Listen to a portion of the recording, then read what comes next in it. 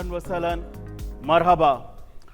Welcome to our first Gulf Business Breakfast Briefing for this year. So overwhelming to see all of you. Thank you for taking time out. I'm sure you will enjoy the morning. As a surprise turn of events, we got awarded last evening as a Disruptive Media of the Year. Now, this is a testament of our unwavering commitment of consistently producing quality business content, which has been appreciated by our readers, partners, collaborators, advertisers alike for the last 29 years. And we hope to continue the momentum for many more years to come.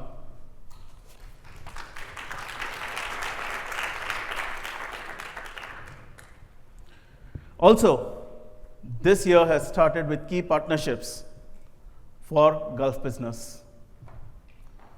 We have secured a strong collaboration with the motorsport's newest Formula team, LIXIL. And as part of the partnership, Gulf business logos will take center stage on both Formula R and F4 cars, helping propel our brand into the global stage. There is a short video to this. Can we please play it?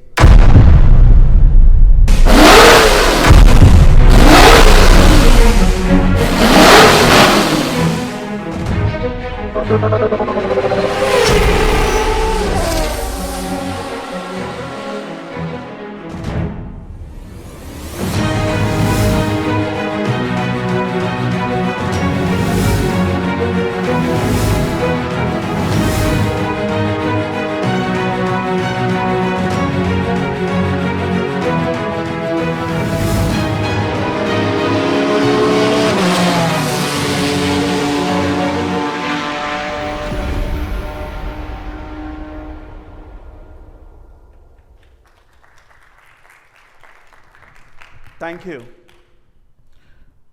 On the other note,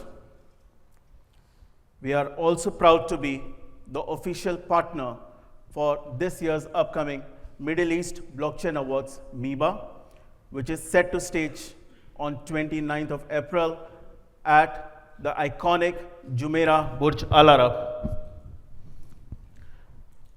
This partnership aligns us with one of the most significant events in the digital currency calendar, reinforcing our commitment to staying at the top of innovation.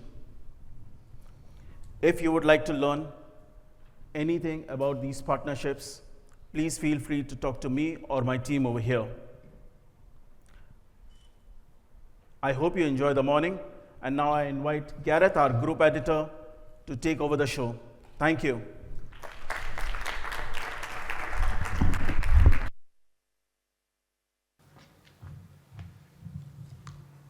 Right, good morning everyone. Assalamu alaikum and marhaba. Thank you so much for coming through to our Gulf Business Breakfast Briefing Real Estate Edition. It's our first event of the year, and I thank you very much for taking the time to come through here today.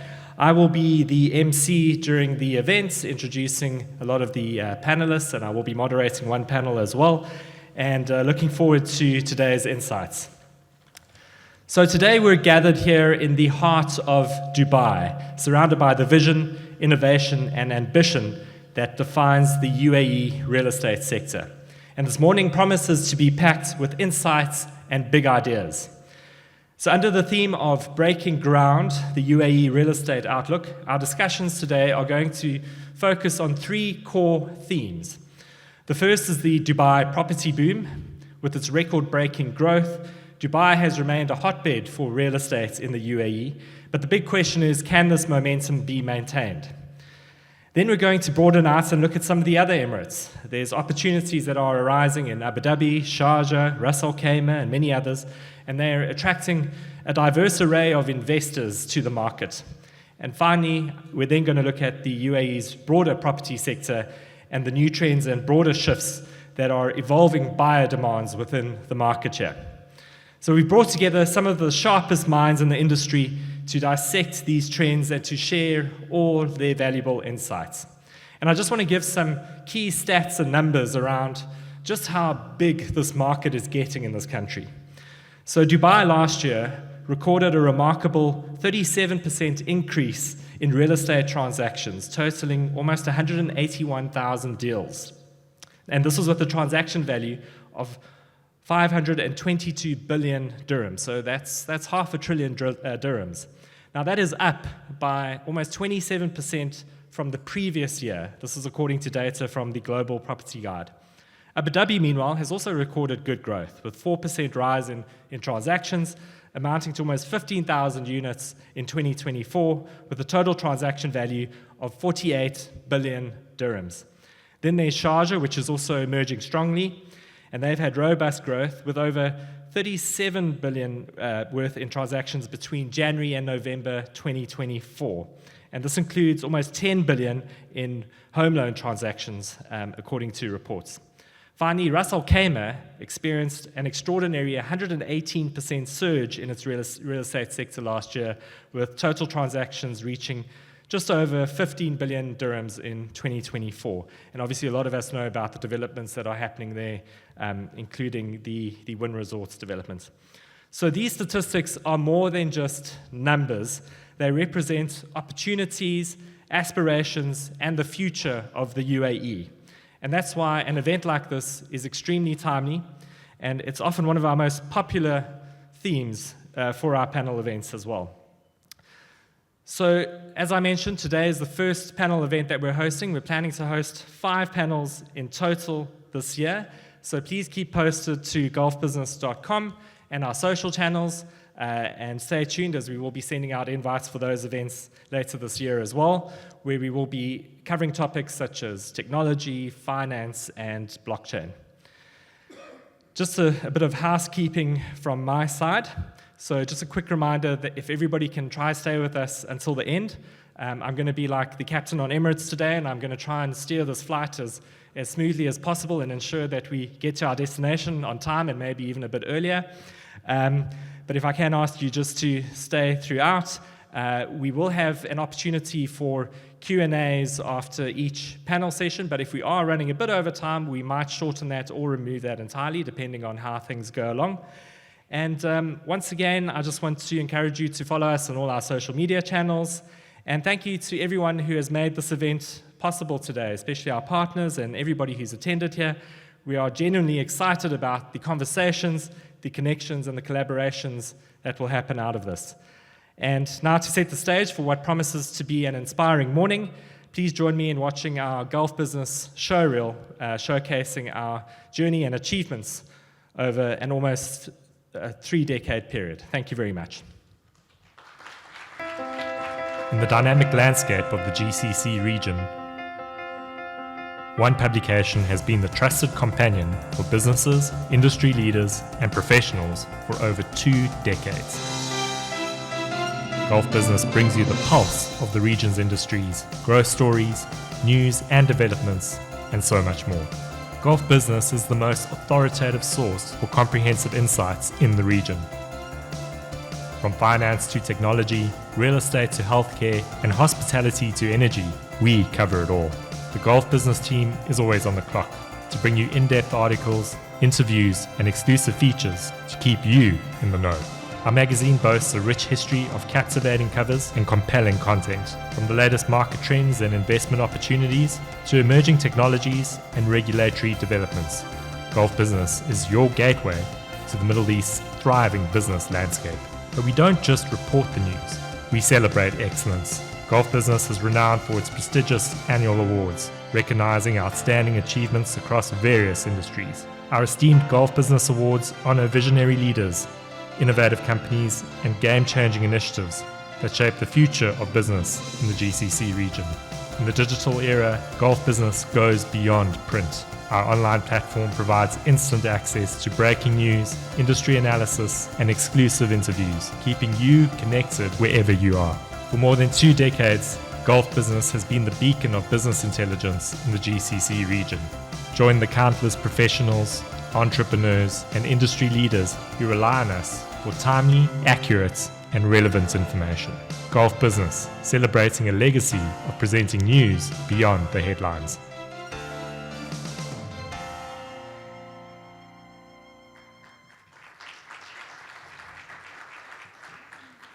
Great, thank you to Raymond for playing that video there. And we're going to move on to our first panel event of the morning. As I mentioned in my opening keynotes, the title and the main theme of this panel is all about Dubai's booming property sector and what the prospects hold for the next year and into the future. And we have an excellent lineup with us here today. So I'd like to start welcoming some of these speakers onto stage. We are going to start with our moderator, who is Taimur Khan, and he is the head of research in Middle East and Africa for JLL. Thank you. All right, thank you, Taimur. Please take a seat here. Thank you. And if I can please also have Fibha Ahmed, who is the Vice President of Property Sales at Bayut, to come onto stage as well, please.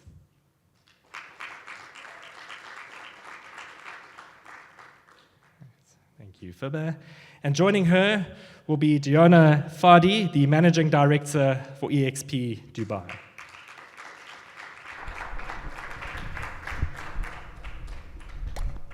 And in addition to that, we're now getting to the thorns among the roses. Can I please have Stefan Schmied, who is the leader for IMEA at LIXIL International. And our final participant is Ravi Bhirani, who is the MD for Anax Developments. Thank you very much. I'll now hand over to Taimur. Thank you so much. Good morning, everyone, and good to see everyone here and some familiar faces. We've got a great panel here in front of us, from everyone from the sales side to the intermediaries to the developers to the fixtures and fittings to look at the renovation market. So I think to help answer that question, which is a pretty hard question, I think we get asked all the time: will the property boom continue? Will prices go down? Should I buy now? Should I buy later? It's something which is definitely on everyone's agenda. And after a really incredible year, I think it's particularly interesting to see where the market's heading. And already after a pretty strong January on record and a pretty strong February as well, it looks like we are continuing to see where the growth in the market grow pretty exponentially. And Dounia, I think one of the things that we've seen is a pretty significant increase in the number of brokers operating within the market. So from your side of things, given this growth, what does that sort of tell us about the overall health of the market? Look, competition is always good, and the numbers only grew because the market is strong, right? There is demand. We are more on a global stage than we ever been before as a Dubai or UAE in general, now with the other Emirates coming up.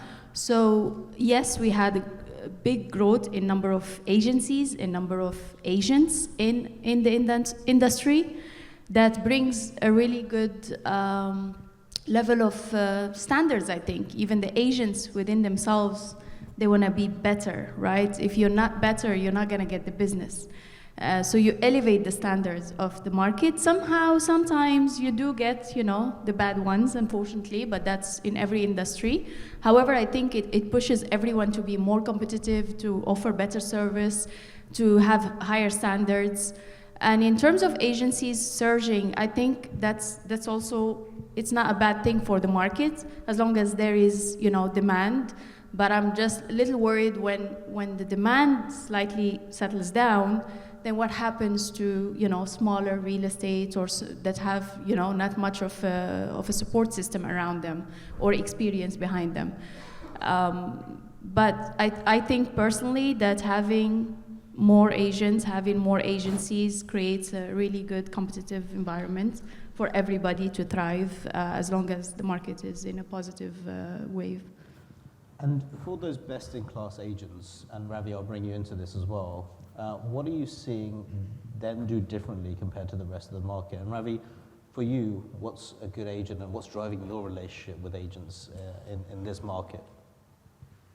Thank you for asking this question.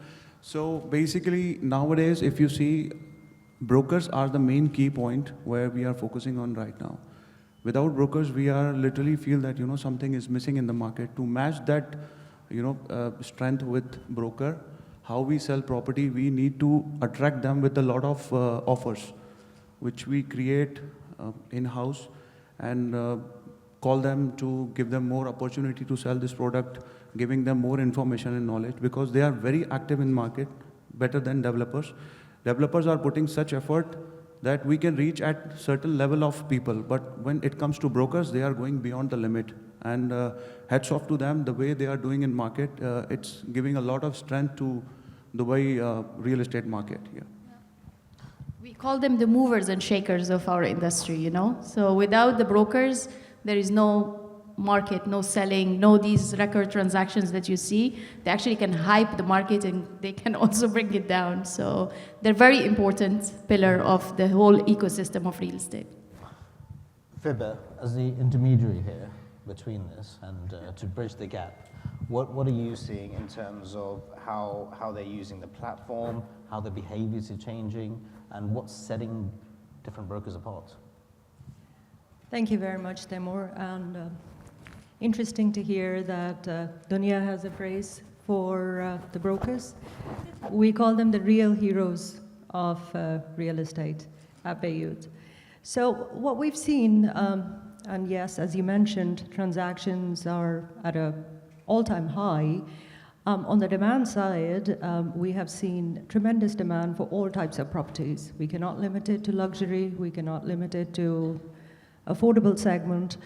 And to keep up with that demand and the supply that's coming in the market, I think brokers have done fundamentally well over the last year, constantly learning the new tricks of the trade, constantly evolving in how they approach their customers, their clients, how they upskill themselves.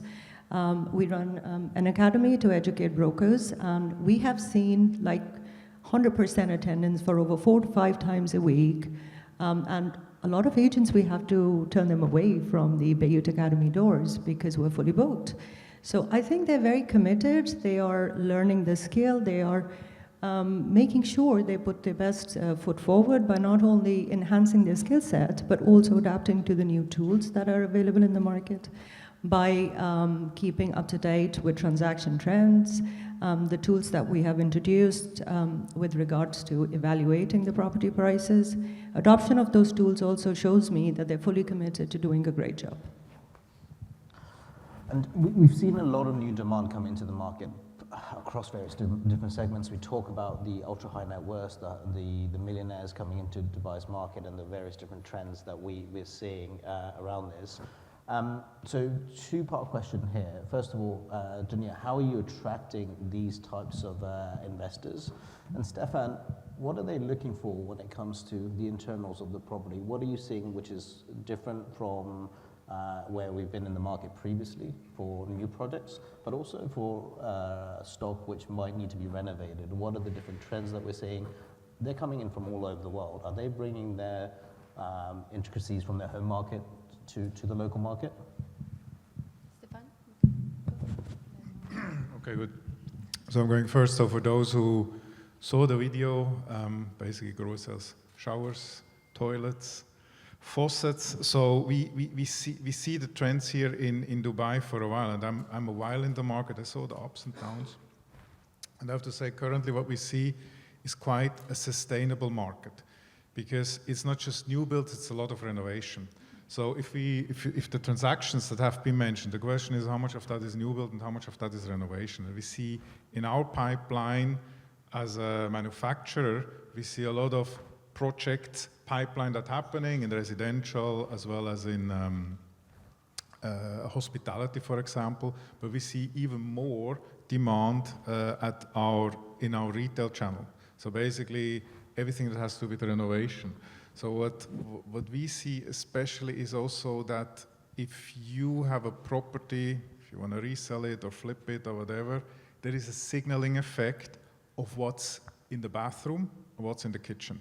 Because normally when you come in, it's very hard to judge how's the quality of the tile, how's the quality, what's behind the wall. So Grohe has quite a strong signaling effect exactly in that luxury segment.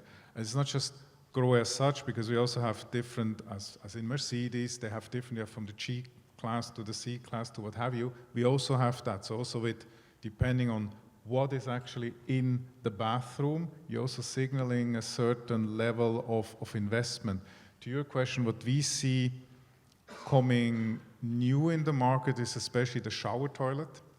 This you will see in a lot of properties in Ras Al Khaimah, because there is a lot of influx of Asian customers, and they're already used to the shower toilet. So we see there an increased demand. So if you ask me what is really coming new from other markets, that is really, for example, one of the innovations that we see.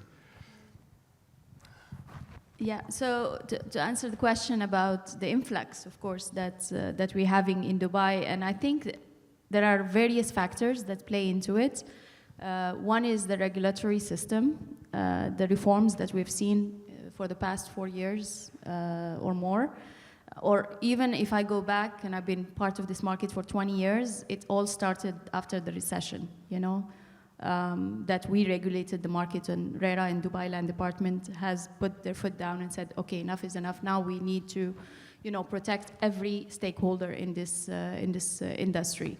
So it started from there. However, we've seen a huge shift in, you know, last quarter of 2020, when the government had to be agile, you know, and more adaptive to what's happening in the world, and due to the pandemic and everything. So having, you know, reforms like the golden visa, the foreign ownership of businesses, that had a huge shift on everybody. Plus, of course, we cannot deny the fact that everyone enjoys the safety of this, you know, place we all call home. And we see what's happening around us in the Western world. Unfortunately, things are not going according, you know, to what we've seen before. And I think there is an imbalance now. The power and the economic growth and the future of tech and everything is kind of moving and shifting to Middle East and Asia and all. And with that, we see the trend of people coming here.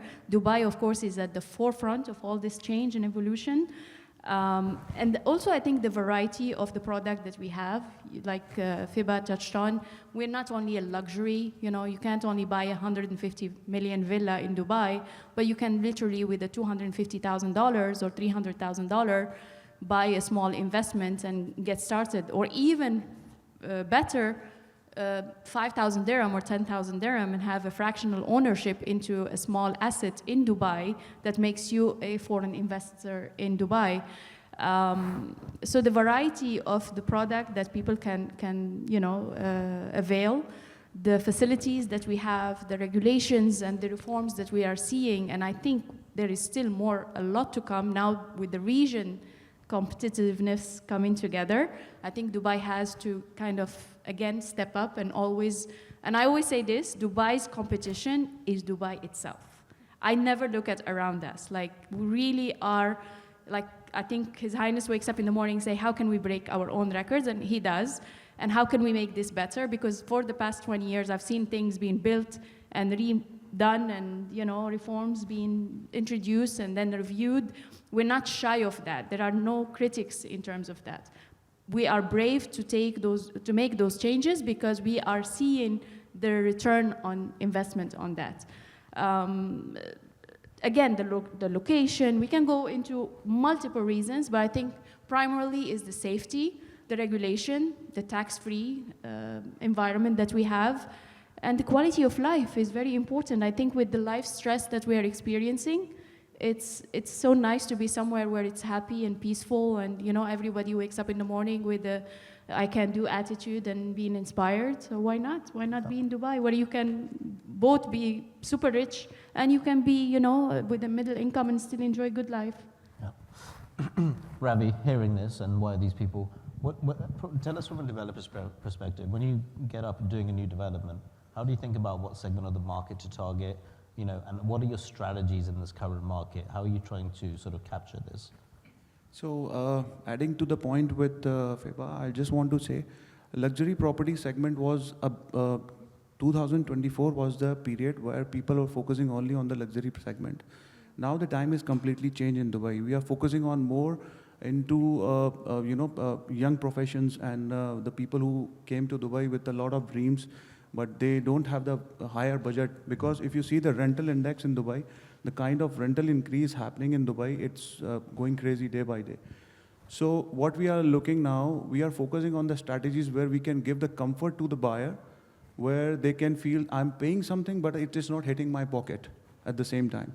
So adding to that point, we as at Anax Development, we decided to come with the strategy to give 30-70 payment plan, which is a key driven in the market. Like nowadays, if you see any other developers are focusing on these strategies so that the buyer can pay a very little amount and they feel happy at the time of delivery, they will pay huge amount of money. And the best part about this off-plan properties and strategy is when you pay 30%, let's say you are moving to Dubai, right? Freshly you moved into Dubai and you want to buy a property. You don't have any bank record or something. You want to create your bank history. Pay 30% down payment over the period of construction, and then you create your, CBIL report and records in the bank. Make the good relationship with the bank. At the time of delivering the property, you will not have any hustle, any problems. So I think these strategies are giving us a lot of strength to develop more in Dubai. Yeah. How quickly do you expect that middle income segment to continue growing? And what does your project pipeline look like as a result? Now we are about to launch another 4 projects by end of, let's say, May, because we are still in developing strategies, how we go into market. The key factor areas which we are focusing now is Medan, Dubai Island, and then after we are focusing on Bursan. Bursan is not a very big project, but somehow we need to create identity that we are everywhere. The next area which we are focusing on, Motor City, probably Dubai Investment Park, because I can see a lot of potential there, and I'm looking to buy a lot of properties there so that we can develop a community. Because you only miss in those areas community, which we are, if you go in with the large scale of ideas and plans, these areas are the key points where you can sell your property like anything. Yeah. Okay, thank you. Speaking on that demand, Fibha, you probably have access to the most intricate data on where people are coming from, what they're looking at. Give us an idea of the different types of influx from different countries, where people are looking from, the types of products that they're looking at, particularly something on the secondary market as well, what we're seeing happening within there. So I agree with what Ravi mentioned, and building on to what I mentioned earlier, in Dubai you have something for everyone, be it foreign investors, be it middle income or affordable segment. Just to add to areas where Ravi and his team is looking to bring inventory to the market, what we see in that segment, areas that have performed really well are your Arjans, Majan area, and of course JVC is a hot favorite. Now when we look at international investors, one key thing that stood out for me when I was reading the data was that 40% of the total off-plan traffic is coming from foreign countries. Now when we talk about foreign countries, we think of the usual that Dubai is a very hot favorite for Indian nationalities, but there are certain other countries that have been keenly looking at properties on our platform. US, UK, Germany, Russia, and we have France and Netherlands. These countries have significantly increased in terms of visits on our platform for properties. Now, when we talk about what kind of properties they're looking at, I think I addressed it by saying that 40% of our visits on off-plan is from international market. Ready market, in my opinion, and based on the data we've observed, has seen a massive shortage of supply in the last year. And due to this shortage of supply, certain pockets, certain areas, which have been upgraded, renovated, have managed to go up in prices by up to 37%. Jumeirah Island, which I was just talking to Dounia and you guys before the panel, I mean, Jumeirah Island was here when I moved here, good 2 decades ago, right?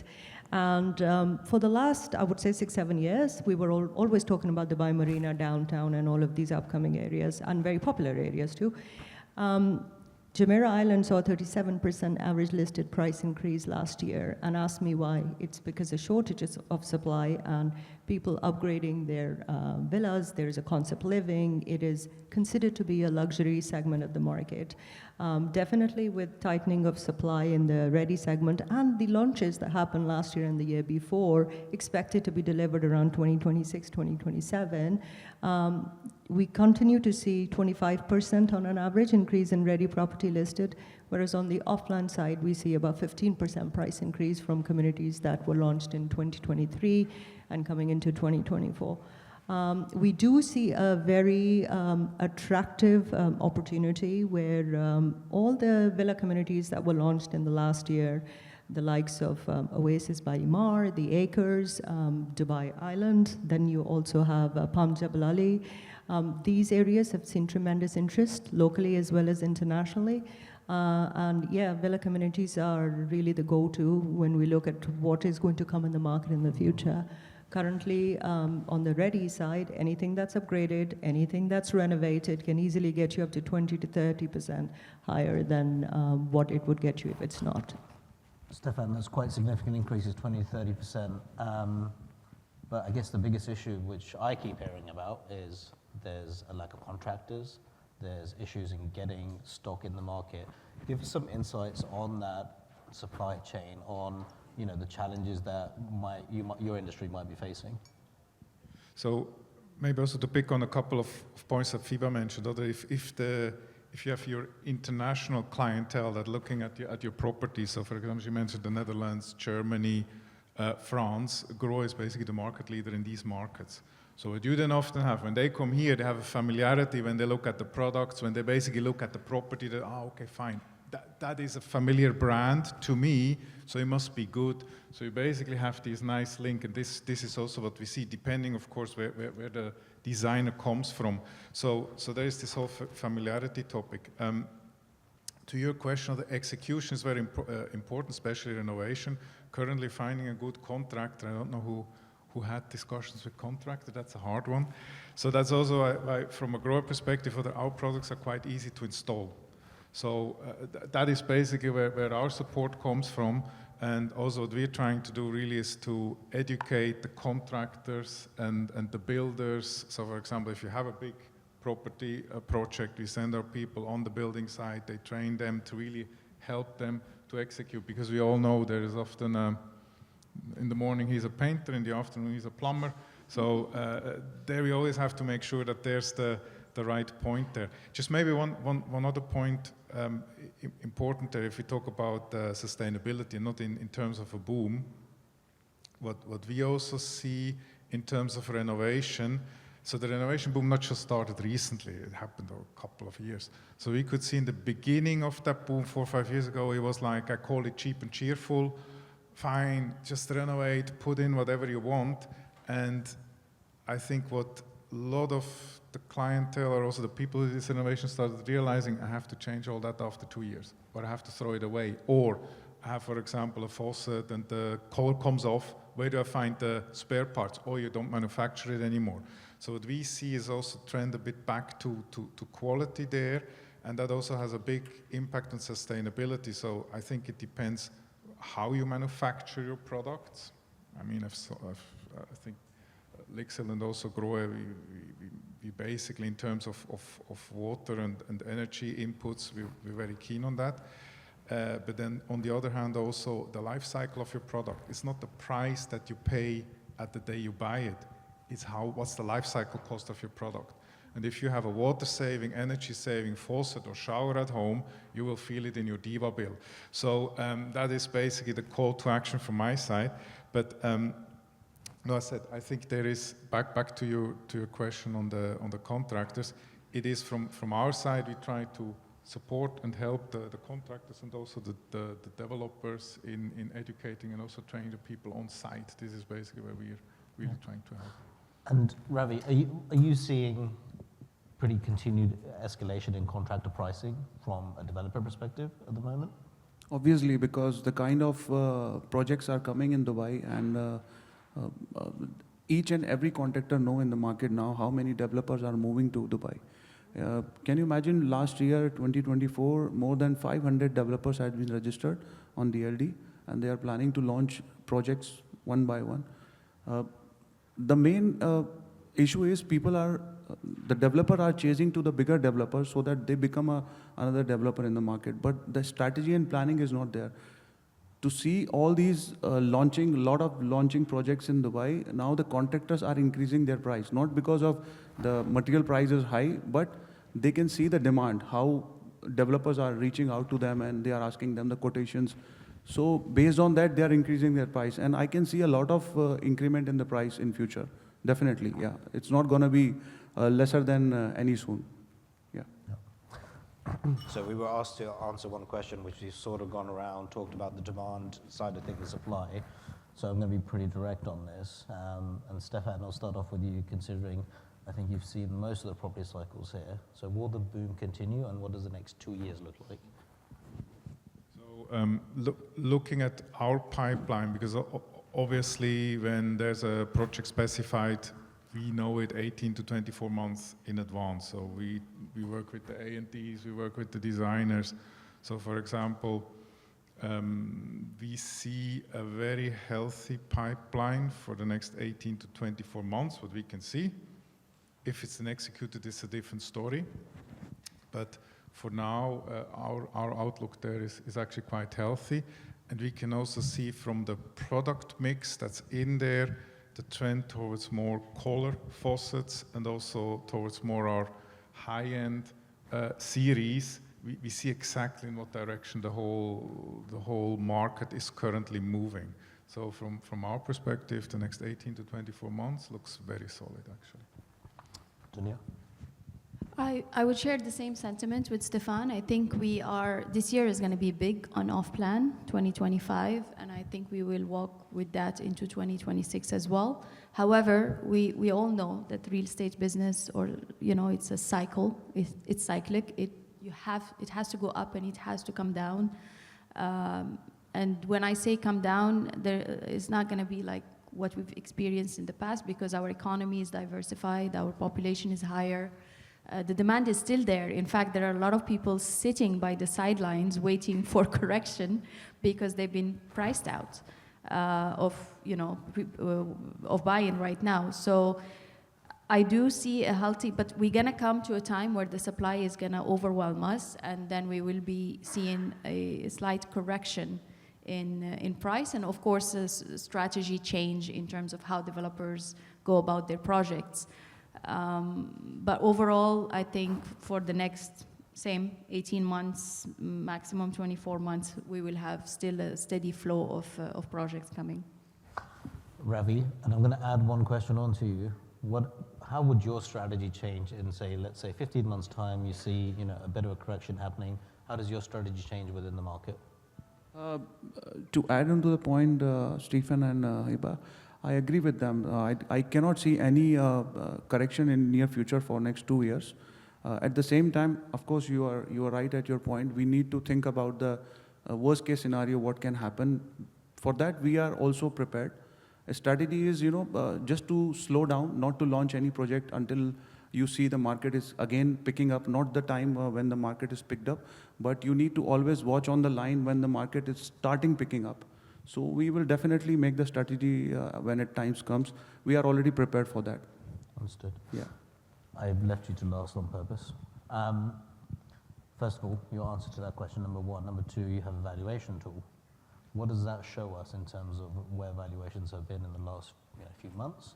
Because that's normally a lot more indicative. That's before people buy, before it's recorded. And what does that look like in the immediate future? So, in a nutshell, I think, yes, for 24 months into what we're looking at today, we're going to continue to see a very hot market. Launches last year were roughly about 137,000 units that came to the market, right? And they're going to start construction and be handed over. So I would say for the next 2 years, we're going to continue to see activity. Demand side is looking very healthy.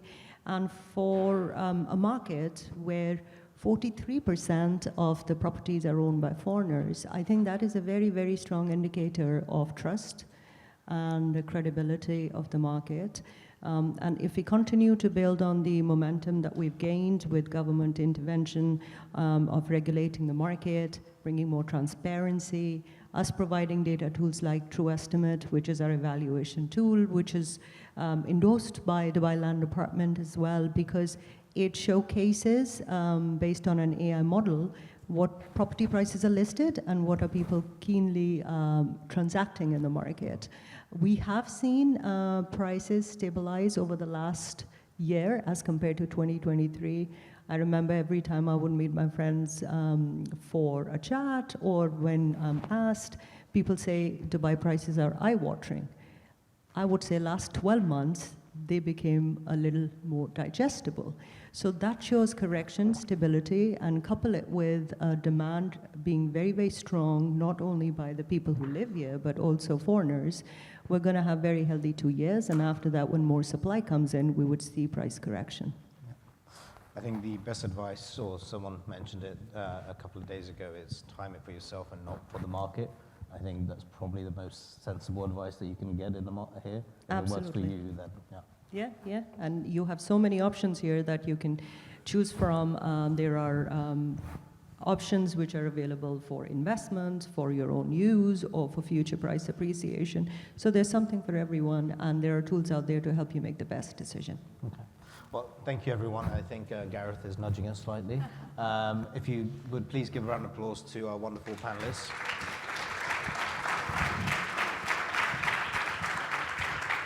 Great. Thank you, Taimur, for hosting such an excellent session, and thank you, everybody, for participating. So we can quickly open the floor for a few questions.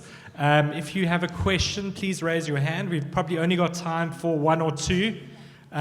So please raise your hand if you do want to ask a question, and I'll give you the microphone.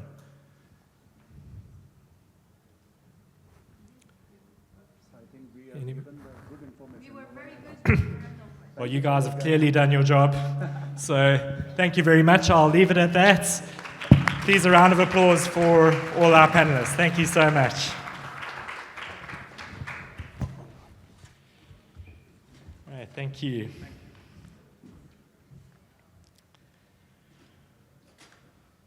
All right, excellent. So I just want to say thank you again to everybody who's made the effort to come today. In fact, as I was sitting down there, I was looking at my phone around the numbers, and we just crossed 101 attendees. I know that there's a famous building in Dubai that's advertising itself as 101 floors as well.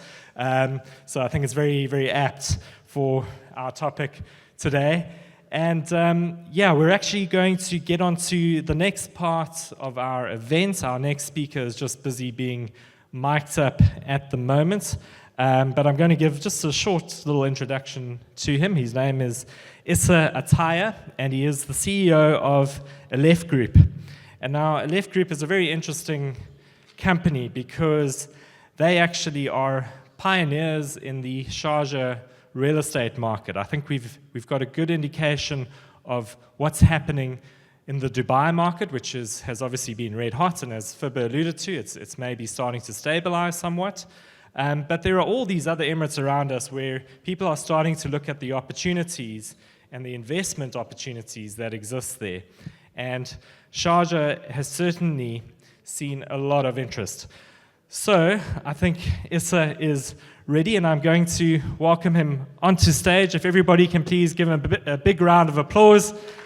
Thank you very much.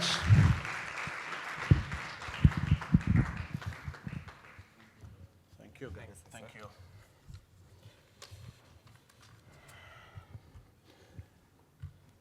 Good morning, distinguished guests, colleagues. It's a great honor to be here today and to have this opportunity to talk about the subject that is close to my heart and everybody's heart, I think, which is evolving around the real estate market, with a particular focus on Sharjah being an emerging market for the last few years.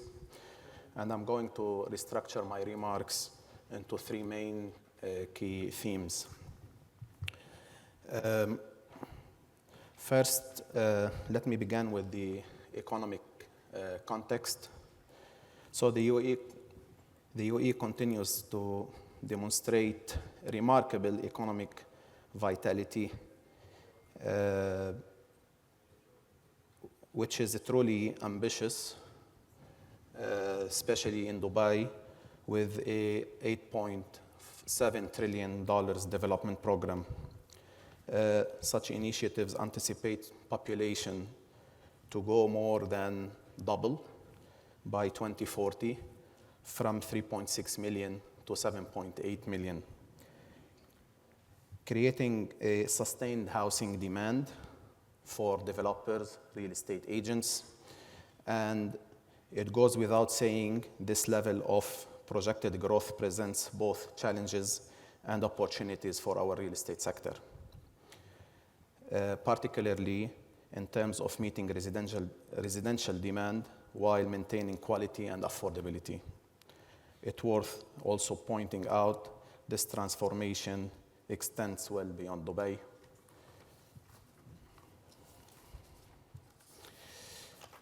The success of this approach is evident in the UAE continued.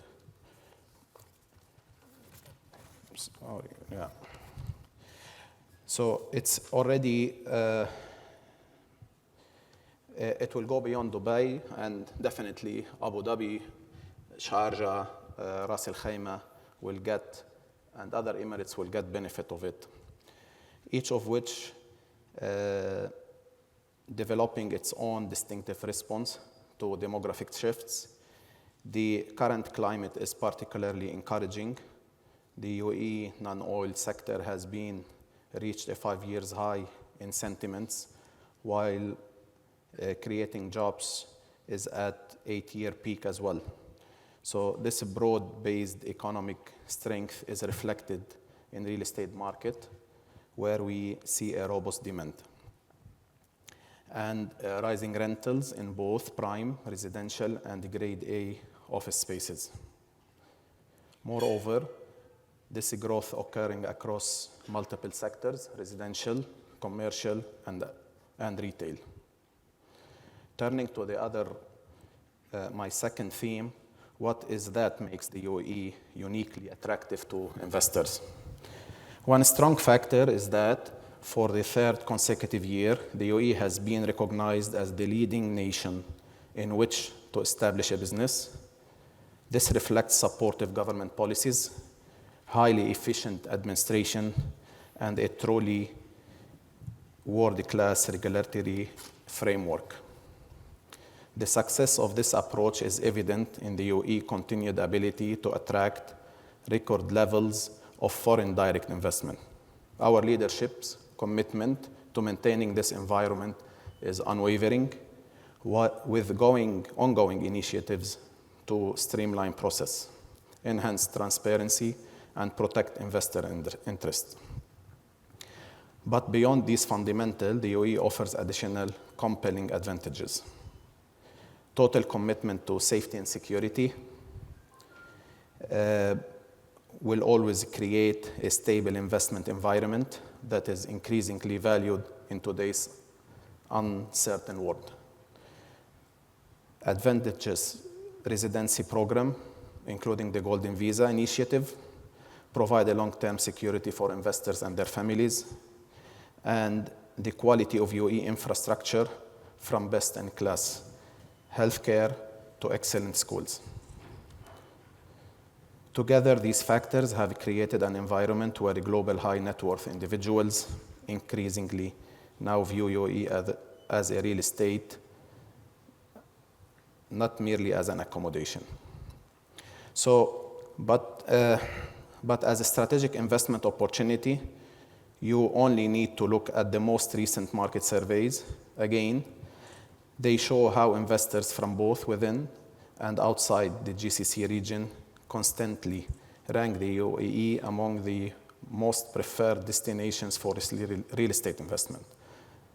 This is hardly surprising when you consider the UAE unique combination of strong yields, capital appreciation, and lifestyle benefits.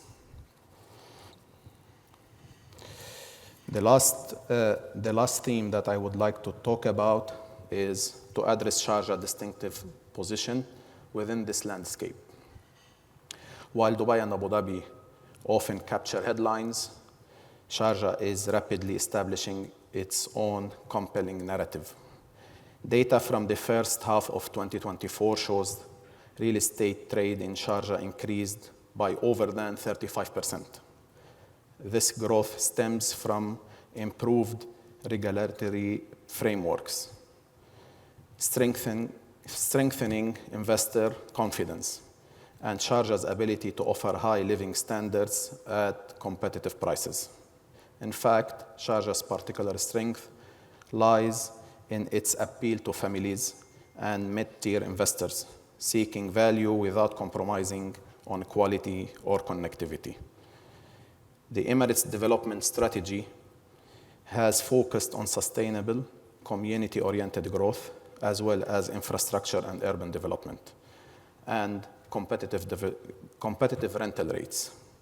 The result is highly attractive proposition for both residents and investors, particularly when you factor in Sharjah long-standing commitment to culture, heritage, and education, which add another dimension to its appeal, particularly for families looking for long-term home.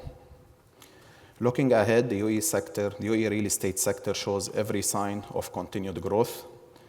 The national economic agenda, robust policies, and commitment to innovation provide a very strong foundation for future development, whether in premium office spaces, residential properties, or emerging markets like Sharjah. The opportunity remains substantial. The challenge now is to maintain this momentum while ensuring growth remains sustainable and continues to meet the diverse needs of UAE expanding population. Thank you for your attention, and I look forward for our discussion. Thank you.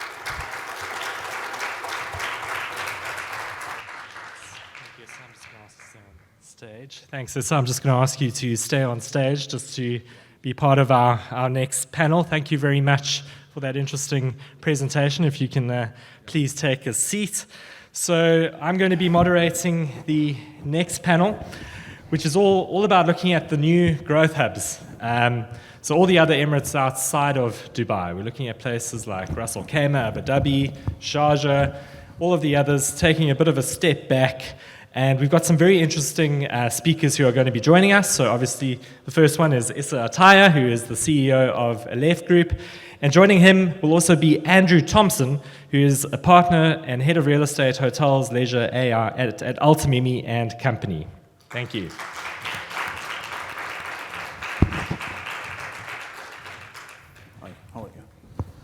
Right, and then I'm also going to call onto stage Fouad Becker, who is the CEO of a company called Correlytics. If Fouad can please come onto stage.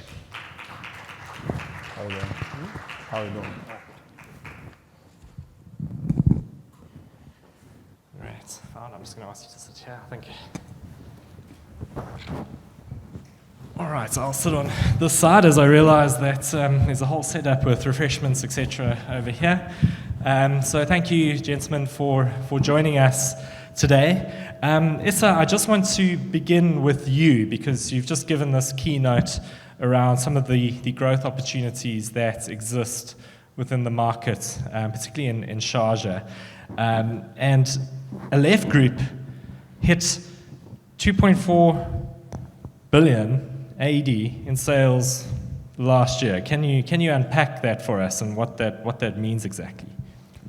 Actually, our growth year to year was aligned with the real estate sector growth in land department. We are one of the leading real estate developers at the meantime in Sharjah.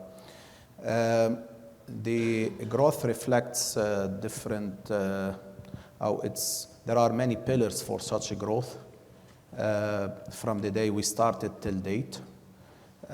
Number one is definitely the government policies and the regulator, real estate registration department in Sharjah.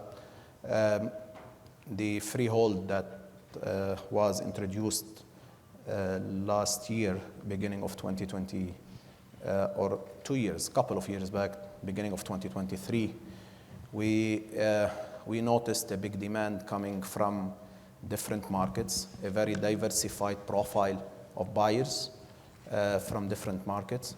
Today, if we look to Alif profile, our buyers profile, you'll find Indians are the first buyers, exceeded all other nationalities, including the UAE. Before 2023, we used to see only demand from the local market, and we used to do efforts. Outside the UAE. However, results were not really great before 2023. So that's pillar number one, is the regulation. Number two is definitely what Sharjah stands for, what Sharjah appeals for. We focus in Alif Group in developing a very community-centric that really reflects the values of Sharjah, what Sharjah stands for. And we target people in different continents, from Europe to the US to Australia to even Asia, who's seeking such lifestyle. Our quality is another pillar. We are very well recognized as a quality developer, and we don't want to be the biggest. We want to be the boutique that deliver value for the customers and build trust, because all of planned sales is about trust, and this is very important. Plus, definitely, I want to be also fair. Our proximity to Dubai, that's a big advantage for us. And we as a group, we focus on investing in lands where we have very easy access to Dubai. If you look to all our current projects and developments, you're going to find it just almost on borders of Dubai, Dubai Sharjah, and on a highways, 311, 611. So, and I want to add on this point, I believe in Sharjah, you're getting the quality of Dubai, if not better in many cases as well, with a better value. So the value we give, we are the most maybe the highest price per foot in Sharjah, yes, but if you compare to Dubai, you're gonna get way better value than what you get in. If you compare, to Dubai, you're gonna get way higher value as a customer compared, or investor, compared what you may get in Dubai. So it's still very competitively priced. So, sorry? It's still very competitively priced compared to Dubai. No, I want to tell you as well, I can tell you from the time we started, I'm talking about single project Mamsha, let's say, when we started, our selling price started maybe 800, 900 per foot. Today we sell 1,400 per foot, or 1,500 per foot in some cases. So we almost did big jump in the price, and we still have a lot of demand. However, if you compare this to Dubai as investment and yield, you see, we're still competitive. But same unit, you want to get it here in Dubai, you may pay, I don't say double, but maybe 50% on top of it. Okay, interesting, because I've just moved out to Dubai South, so I don't know if I should consider Sharjah as an option. All right, so Andrew, before I get to you, I just want to ask something of Fouad Becker, who's the CEO of Correlytics. Fouad, if you can maybe just quickly explain what your company does, because you've got access, you're a prop tech, and you've got, I guess, access to a lot of data around how the markets in this region are performing, right? Yes. So my first company, actually, which was acquired 3 years ago by Property Finder, was in the data space also, on AI. And then I joined Property Finder as VP of Data and AI. And now Correlytics is about how to market properties better using AI. So it's all about AI and real estate. We are in a very unique place here in the UAE. I don't know any country in the world where we have seen since COVID a double-digit growth in transactions. And this is across, and it's not only Dubai. You have mentioned 118% in Ras Al Khaimah. We have seen double-digit, I think 54% in Abu Dhabi, and it goes across all the Emirates. And this growth is driven by two main things. One is transforming the UAE from a transit place where expats come to make wealth for a few years and then leave to a place that you can call home. That's one driver. The second driver is transparency and trust. And you mentioned that. Trust is super important for investors when they want to buy property. One of the largest purchases that they will do in their life. And technology come to support these two, so enable that. I have been working with leadership in government in Dubai Land Department, RERA, in Abu Dhabi, with Abu Dhabi Real Estate Center, in order to implement regulations to make transparency and trust more strengthened, how to make sure that properties are advertised are the right ones, that the brokers, they have authorization to do that, and we support that with technology, and we are helping also agencies to make properties look better, because that's very important when an investor come from outside of the country. When they come to a portal and they see a property that doesn't look good, that's the image of the country that takes a hit. And that's how we can help them. And you can see that from the FDI, which is the foreign direct investment. We have seen just in Abu Dhabi an increase 300%. And this is a number that a lot of people miss. And it's a testament to the trust that all foreign investors have in the UAE. So when you say that number, so that's foreign direct investment has jumped 300% in Abu Dhabi. How does that impact the real estate sector then as a result? Because I think the perception out there is that Abu Dhabi is perhaps a more stable market, if you like. It's almost the big daddy in the room, right? Yeah, so I mentioned Abu Dhabi, but actually it's across all Emirates. It's different need, different investor personas. When they invest, the ones that invest in Abu Dhabi are not the same that we invest in Ras Al Khaimah for different reasons. But FDI is one of the most critical numbers that foreign institutional investors will look at before coming to a country. And it helps you also increase in your trust index around the world. And it's a cycle. The more FDI you get, the more trust you get from other investors, the more those investors come, and the more FDI goes up. So it's a cycle. And Fahad, just quickly, your take on Ras Al Khaimah. This is it's always been a small emirate. It's always been relatively quiet. Now there's a huge amount of activity, especially on Al Marjan Island. What are you seeing from your side in terms of what's going on in the market there? Yeah, I think Ras Al Khaimah is doubling down on what works for Ras Al Khaimah. You want to have more waterfront properties. You don't have only investors coming from outside the UAE investing in Ras Al Khaimah. You have people who have settled in the UAE, bought their first home. Now they are thinking of an investment. They go into Ras Al Khaimah for more like rental properties, holiday rental. Yeah, that's how Ras Al Khaimah is different. Okay, great, thank you. And Andrew, just to come to you, I mean, one of the enabling aspects about the market here has been the legal and regulatory sort of space around real estate.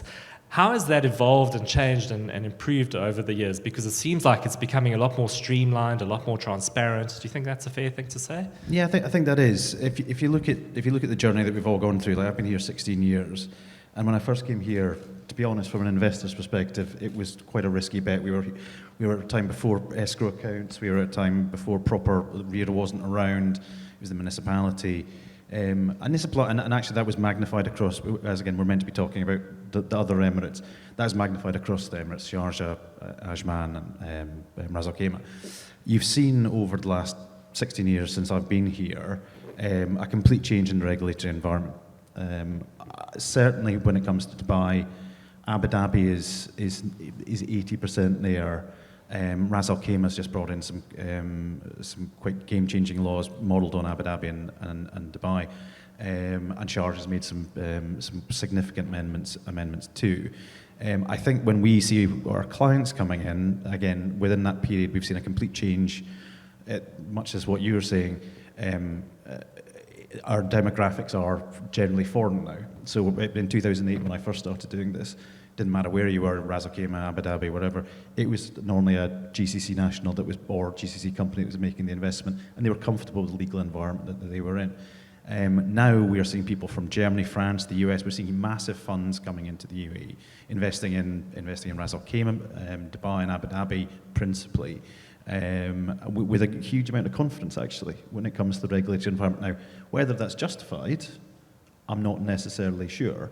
I would say the biggest challenge that we have as a law firm, outside of Dubai, because Dubai is a very different story, is the difference between the laws on paper and implementation in practice. So Ras Al Khaimah, for example, has a very, very modern and advanced set of real estate laws, which you would recognise if you're investing in Dubai, but the municipality hasn't necessarily put the systems in place to implement that and really sort of live the journey that they're aiming to be on. And that does impact on investors. We have seen investors, significant investors from the US, for example, coming to Abu Dhabi, and on paper it looks great. But actually, when you come, the laws don't translate into the practice. And when you're sitting in New York looking to drop like $1 billion on a large investment, let's say in a casino or in a hotel, you want everything to work perfectly, and it's not quite there yet in certain areas. Dubai it is. But honestly, we've never seen anything like it since we've been here. So irrespective of the niggles, and I would say they are small niggles, the reality is people have confidence in the courts here. There's no real corruption as far as we can see, which you compare it to a large number of European countries is not necessarily the case. So we have no issue and we're the largest law firm in the Middle East, and we have no issue saying to our clients from all over the world, investing here is a good idea. There will be issues, but to be honest, if anybody's trying to buy a house in France, that's a painful process. So it's actually far easier here in pretty much all the Emirates than it is in certain European countries. So, but it is very different. It's advanced a huge amount.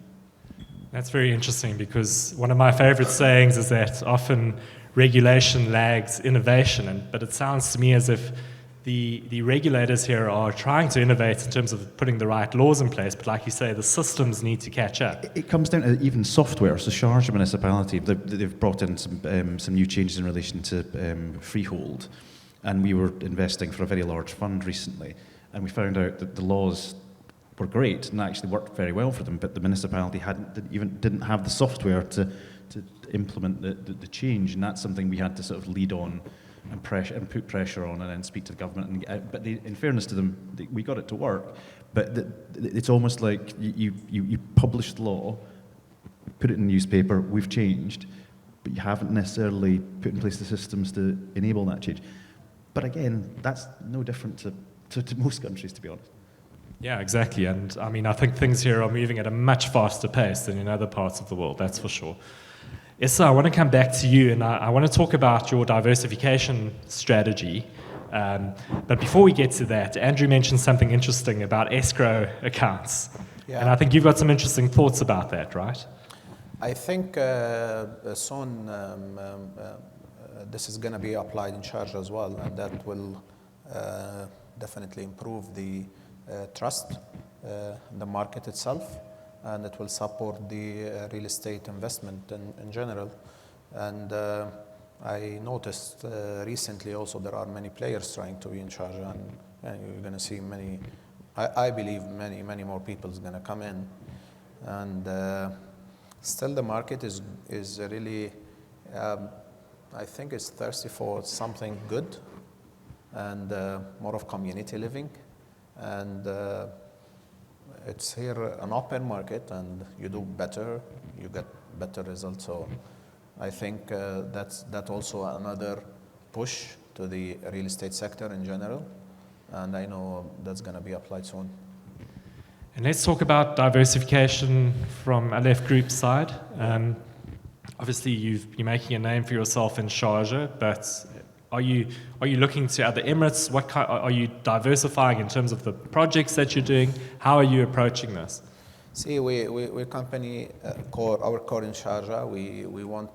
We have also that ethical obligation to the Emirate from urban development, and at the meantime, all our ongoing projects are in center of Sharjah, I have to say, in the mid area, between 311 and 611.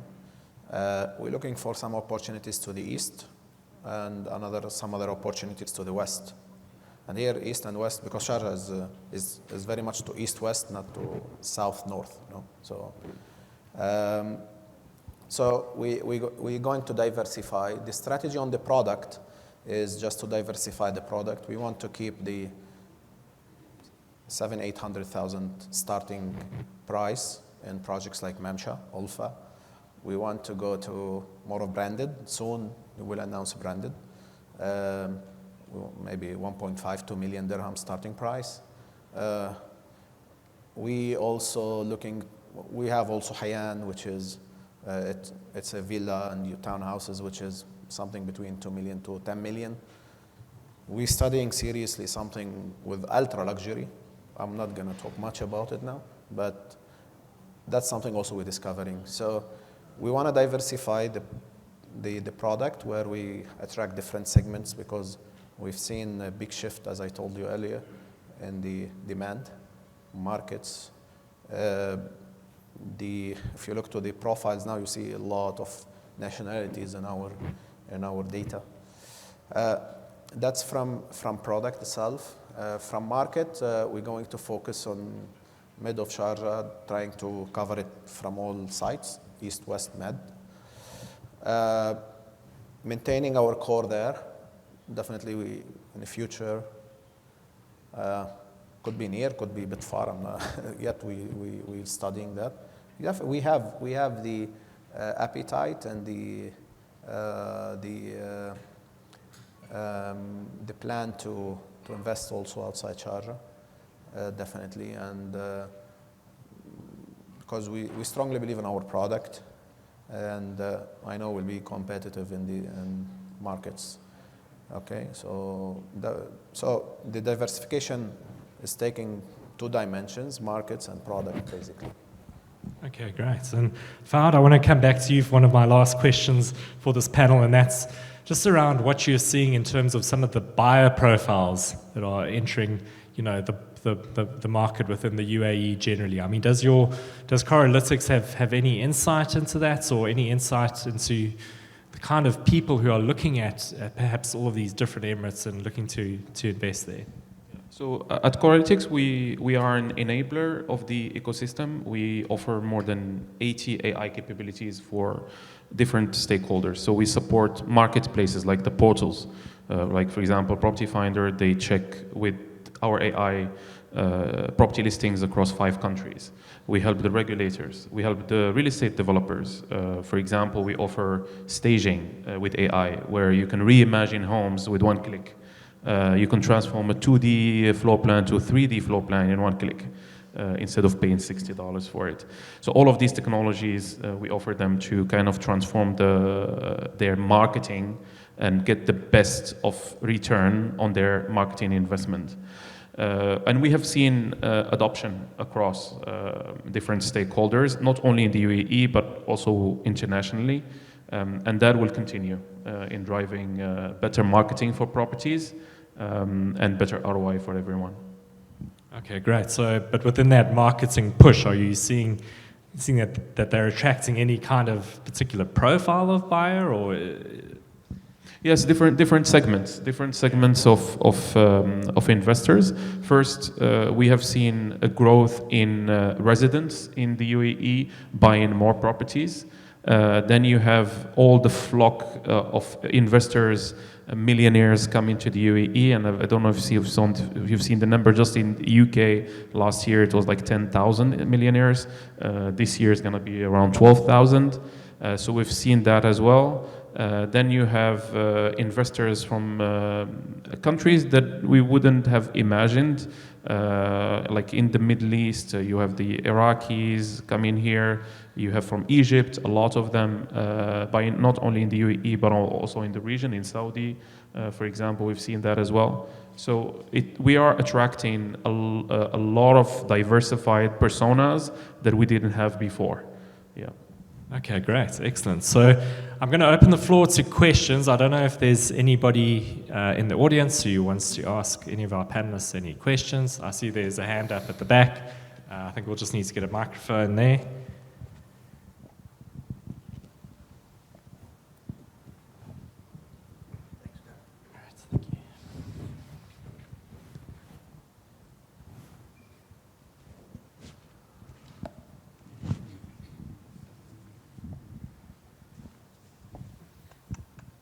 Good morning, everyone. This is Faiza Nasser. I'm heading the retail loan section of one of the banks in UAE.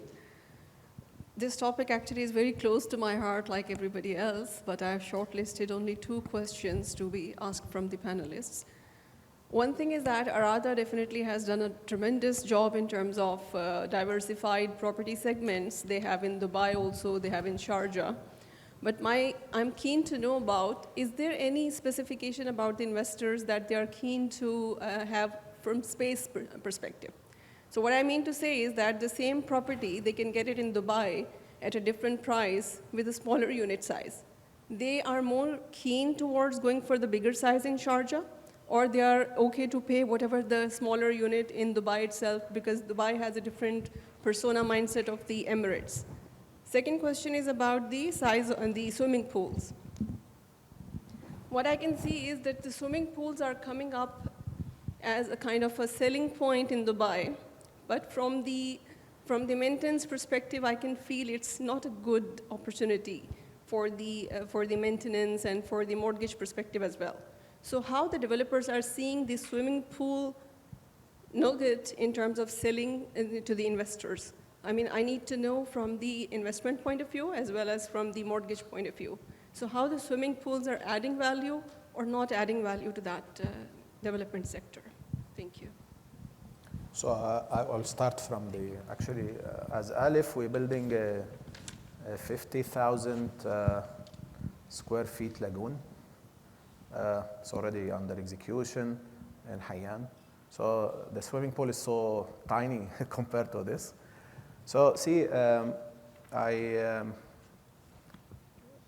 maintenance of a pool, actually, if you've got the right mechanical system and definitely the right insulation, maintenance is negligible. The only maintenance you require is just to clean the pool daily and put the right chemical for it and keep the water running. So that has got some operating, if I have to say, or monthly expense. Which is, I think in UAE, it could be around 500 to 800 dirham per month. You may consider it as your DIWA bill or additional to your DIWA bill, something like that. So whether people really gonna buy a house for the swimming pool, I'm being honest, I'm not confident about this statement. I don't believe that. I think at least developer from us, when we're looking for the right positioning of the project, we look for a bigger ideas. Yani, if you look to Hayyan, where we have a lot of pools as well, we don't really promote pools. We promote the lagoon, which is a very high technology that gives you a feeling of. Yes, you want to say something? Yeah, this pool part is particularly related to the apartments, which they are offering nowadays, the developers in the apartments. For villa, there is not at all problem. I missed this point, sorry. Yes. So, okay, I'll come to this. But saying that, so we like to promote, we're promoting the lagoon. We're promoting also something different, which is very close to my heart. And more, in my opinion, it's much more beneficial and sustainable is allotment, where you can plant your own organic vegetables or whatever. So that's basically two big pillars for such a project, or I can say the unique selling proposition in the market, which we build the sales story around it. And I think there are many real estate brokers here, agents, they need such story to easily sell. At first, to engage them in and sell. Because also brokers today, you've got too many developers doing a lot, so they want a developer who they feel they have the full ability to sell. Number one. Going to the pool in apartments, yeah, that was a trend. I think that's a trend that goes up, and one day you will not hear much about it. Because, that's healthy to the market, because that tells you that at least developers thinking what to do. As a developer, I won't do this pool on every balcony or something like that. It's a high risk. I agree with you. I totally agree with you. In a residential building with this much, but again, if you execute the right quality, the right system, I think it could be an option. Why not? The first question was about the space. No, I could definitely. I think that's what I was at the beginning telling about the value. I think here I'm referring to the space. I don't want to go to specific number and sound like very, but if you buy in Hayyan a villa of 5-bedroom with a certain maybe 6,000, 5,000, 6,000 square feet built up area, and maybe 7,000, 8,000 plot area, maybe you got it at maybe 7 million dirham, 7 million dirham. I think such a product in Dubai today is 12 million. Yeah, so that's the value I'm talking about. And I don't think it's the size, to be honest with you. So the trend in general in market is going smaller, more worldwide. I'm talking. I'm not sure. Developer friendly. Yeah, I agree.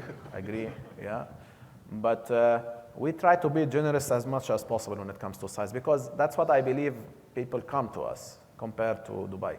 So the value itself, because you can't speak size without price, without cost, because also the panelists before us, they were talking about the challenges, and one of the developers were here and talking about, and I totally agree with them. I mean, today supply chain is a challenge, the contractors is a challenge, so there is a lot of challenges in the market due to the big demand, definitely, and too many developers and too many construction going on. So I think we look for both sides. We look for the value. That's what I want to say. It's a very natural thing around the world, actually, to see spaces getting less. It's a trade-off between price and space. And the more a real estate market matures, the more investment you get into an area, the less land.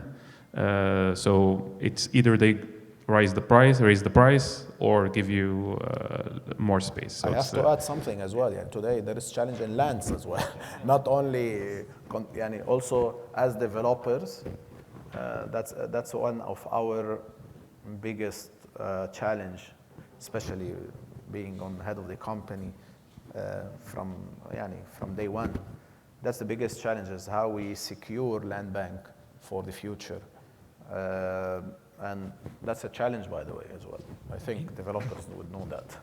That's very interesting, because when I look out into the desert often, it seems like there's plenty land out there. Was it just... Yeah, fine. It looks a lot of lands, but you need to make sure that you put the right infrastructure to the land, and you have the tap point to continue this infrastructure. So for us, we're going to look for it different way, right?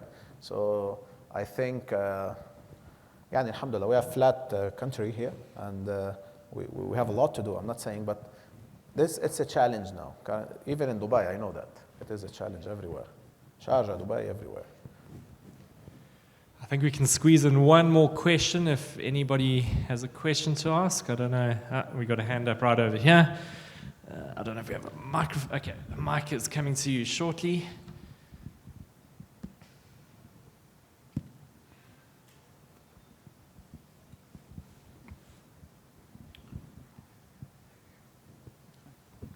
Thank you, everyone.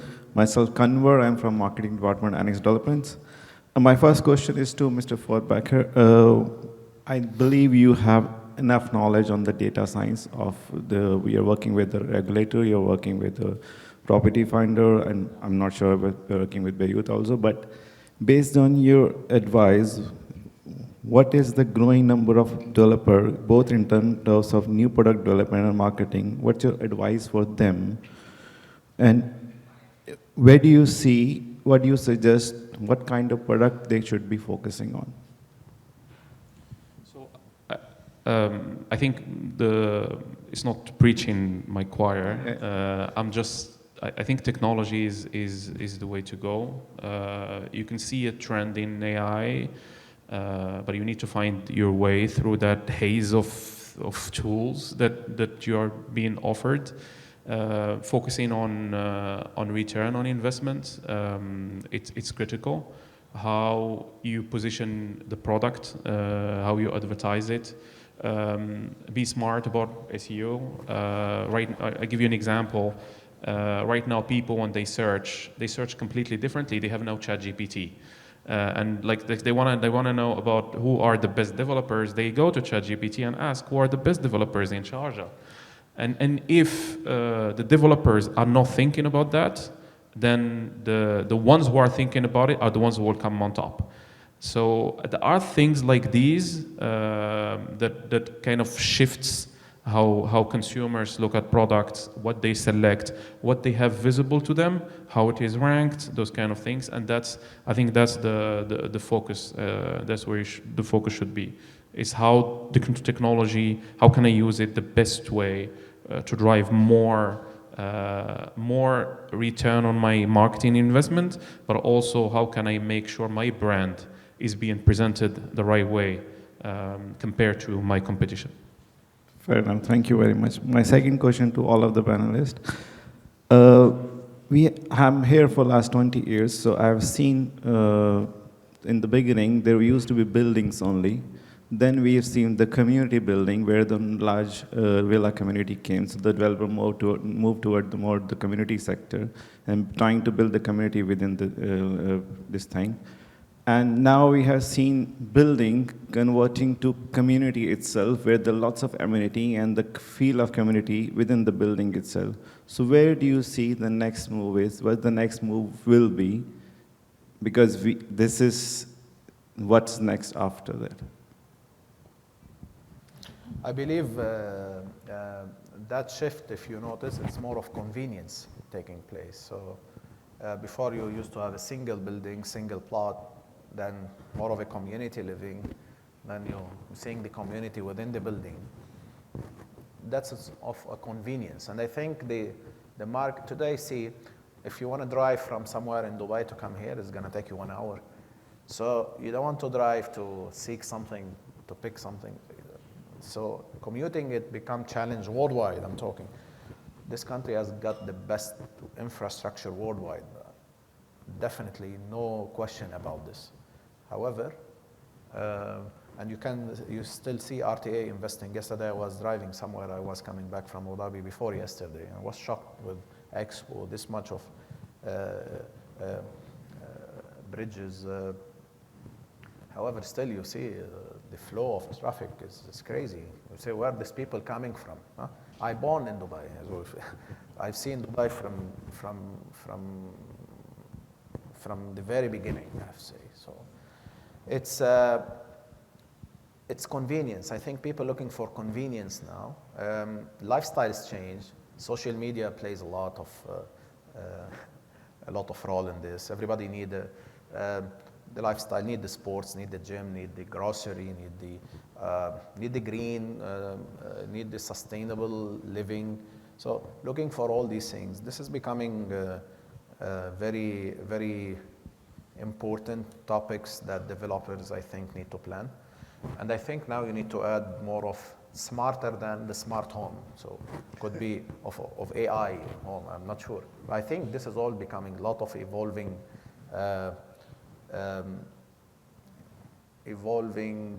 topics that I think need to be incorporated in the development process. You know, also as developers also today, you can use AI to do for you concepts. So that's something we're exploring. So instead of spending a lot of hours, if we want to do a pitch for any land, and so just if AI can run it in a few hours, why not, you know? So there is a lot of changes evolving, and I think you need to catch up. And I strongly believe also technology is a big topic that developers need to think to incorporate to improve the customer service, SLA, the process efficiency within the operations itself. And definitely all this is gonna get reflected to the end user, whether he's investor or he's into, also there was discussion about some fractions. This is also coming in, I think, strongly in UAE. And that will open a lot of market, because you can easily, if your salary is 5,000 dirham, you can buy a fraction in anywhere, or 10,000 dirham. Okay. So that's another segment for us. Today, our market is something X and above. So that's another big segment for us. Okay, so thanks. And I think developers are going to tap I think, sorry, we're just running out of a bit of time, but I know that Andrew wanted just to make a comment. Okay, no, all good. All right, well, thank you very much. If we can have a big round of applause for all of our panelists here today. Thank you, sirs, for joining us. And yeah, if I can please ask you to go back to your seats. Thank you very much.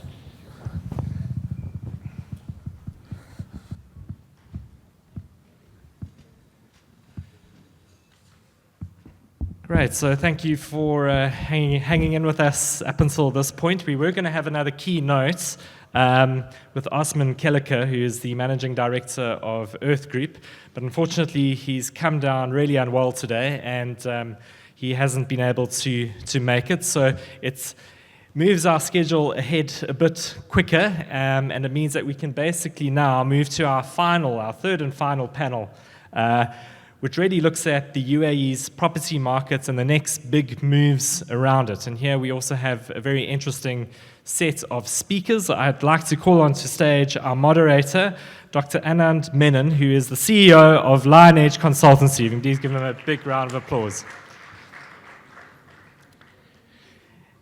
And joining Dr. Anand is Daniel Hardy, who is the CEO of England Falkers Middle East.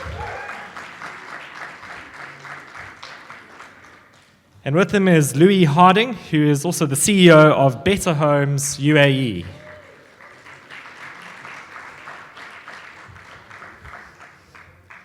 And then finally, we've also got Imran Farouk. I didn't see him here earlier today, but yeah, if he's not here, that's not an issue. I think we've got enough of a session here, really, to get going, and there should be enough interesting talking points and discussions. Yeah. Great. Over to you, Dr. Anand.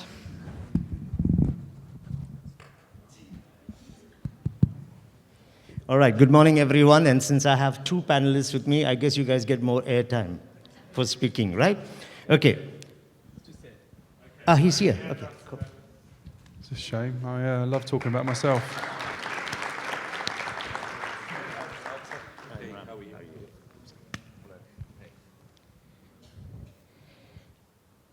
Okay, so the theme for the whole day has been looking forward for real estate, particularly in Dubai and also some of our neighboring Emirates.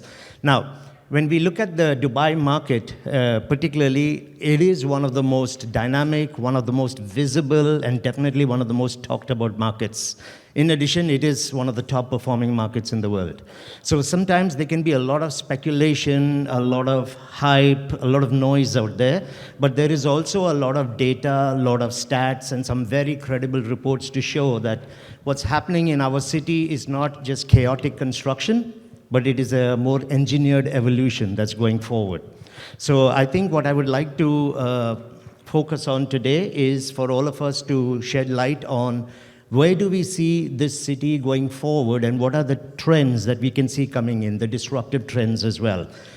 Sheikh Mohammed famously quoted that the future belongs to those who can imagine it, who can design it, and who can execute it. That's what we see as an engineered city here. And we're built on plans. I don't want to get into the plans because I want to give the floor to you guys. So just an example, we have the Dubai Economic Agenda, the D33. We have the Dubai Social Agenda, the S33. We have the Education Agenda, the E33. We have the 2040 Master Plans. You've got the Quality of Life strategy. So there's a lot going on the basis of which the city is engineering itself. So Daniel, my first question would be to you is, in the light of everything that is happening in Dubai actually taking center stage on a global level, what is the expectations of the homeowners coming in here, and what do you see in terms of the buying trends as they are evolving? I think for the first time ever, we've got a different level of buyer coming here. I think for the first time ever, we've got Europeans are probably the #1 buyers. If you ask most developers, that's the case. And I think the best thing about that, with a different level of buyer coming here, is a different level of expectation and standards.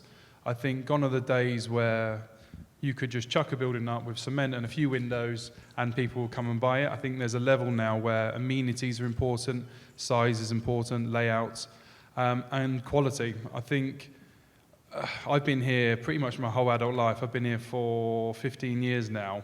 And I think anyone that's been in that time is used to say, no, it's just sort of Dubai, you get on with it. But the level of people coming now just won't tolerate that and won't stand for it, which is amazing because it means build quality is going up, it means amenities going up, branded residence obviously is on the rise. So I think it's super exciting. I think this trend actually started pre-COVID. I think a lot of people think that COVID, it was a huge, obviously, step up for us, but the changes that happened just before that around company ownership. A good friend of mine was head of Johnson & Johnson. Johnson & Johnson, one of the biggest companies in the world, are never going to let 51% be owned by an Emirati. And with the changes just before that, they're now onshore. They brought, I think, 15,000 people, minimum salary of, say, 25,000 dirhams. It's a different level of buyer. And again, the majority of them coming from Europe and from the States. And from the Americas. So yeah, super exciting. Yeah, actually I agree with you. We now have 196 of the Fortune 500 companies having their regional head offices. That's 40% of them have chosen Dubai. Saudi Arabia also is getting quite a few. So now, we've also seen this new trend or new interest being shown with investors from Canada, from the US, Australia, in the ASEAN countries, particularly Singapore is becoming a big player in the local market. Now, when you look at the profile of all these buyers, and this question I would be addressing to Louis, when you look at them, they're very heavily data-driven. Okay, they want transparency, because it's the first thing. Anyone who has ever gone to a Singapore market will realize the first thing they look at is data, trends, actual reports. So how do you see the Dubai market actually meeting that requirement, since we are finding now very evolved buyers, people who have come from cities which have extremely matured in terms of how real estate opportunities have been offered. So how do you see the future of the Dubai market in terms of the transparency of data, access to different kinds of data, AI being a big player in that? Sure. So I think the biggest headline is that Dan's adult life is only 15 years. I think that's probably the biggest surprise so far this morning. I think also, just to add to Dan's point, I think that change we're seeing in the type of demographic of people moving here, I think it's going to have a really positive influence on whatever the next downturn looks like, because we're seeing that it's a much higher percentage of end users now than it's ever been. And as we know, that when there is a downturn in the marketplace, the great thing about having a high percentage of end users within the market is that it should restrict the amount of supply that would typically then go onto the market. Mature cities like London and New York, the downturn in 2008 wasn't as drastic as it was in other areas of the world, and that's primarily because there's an end user market.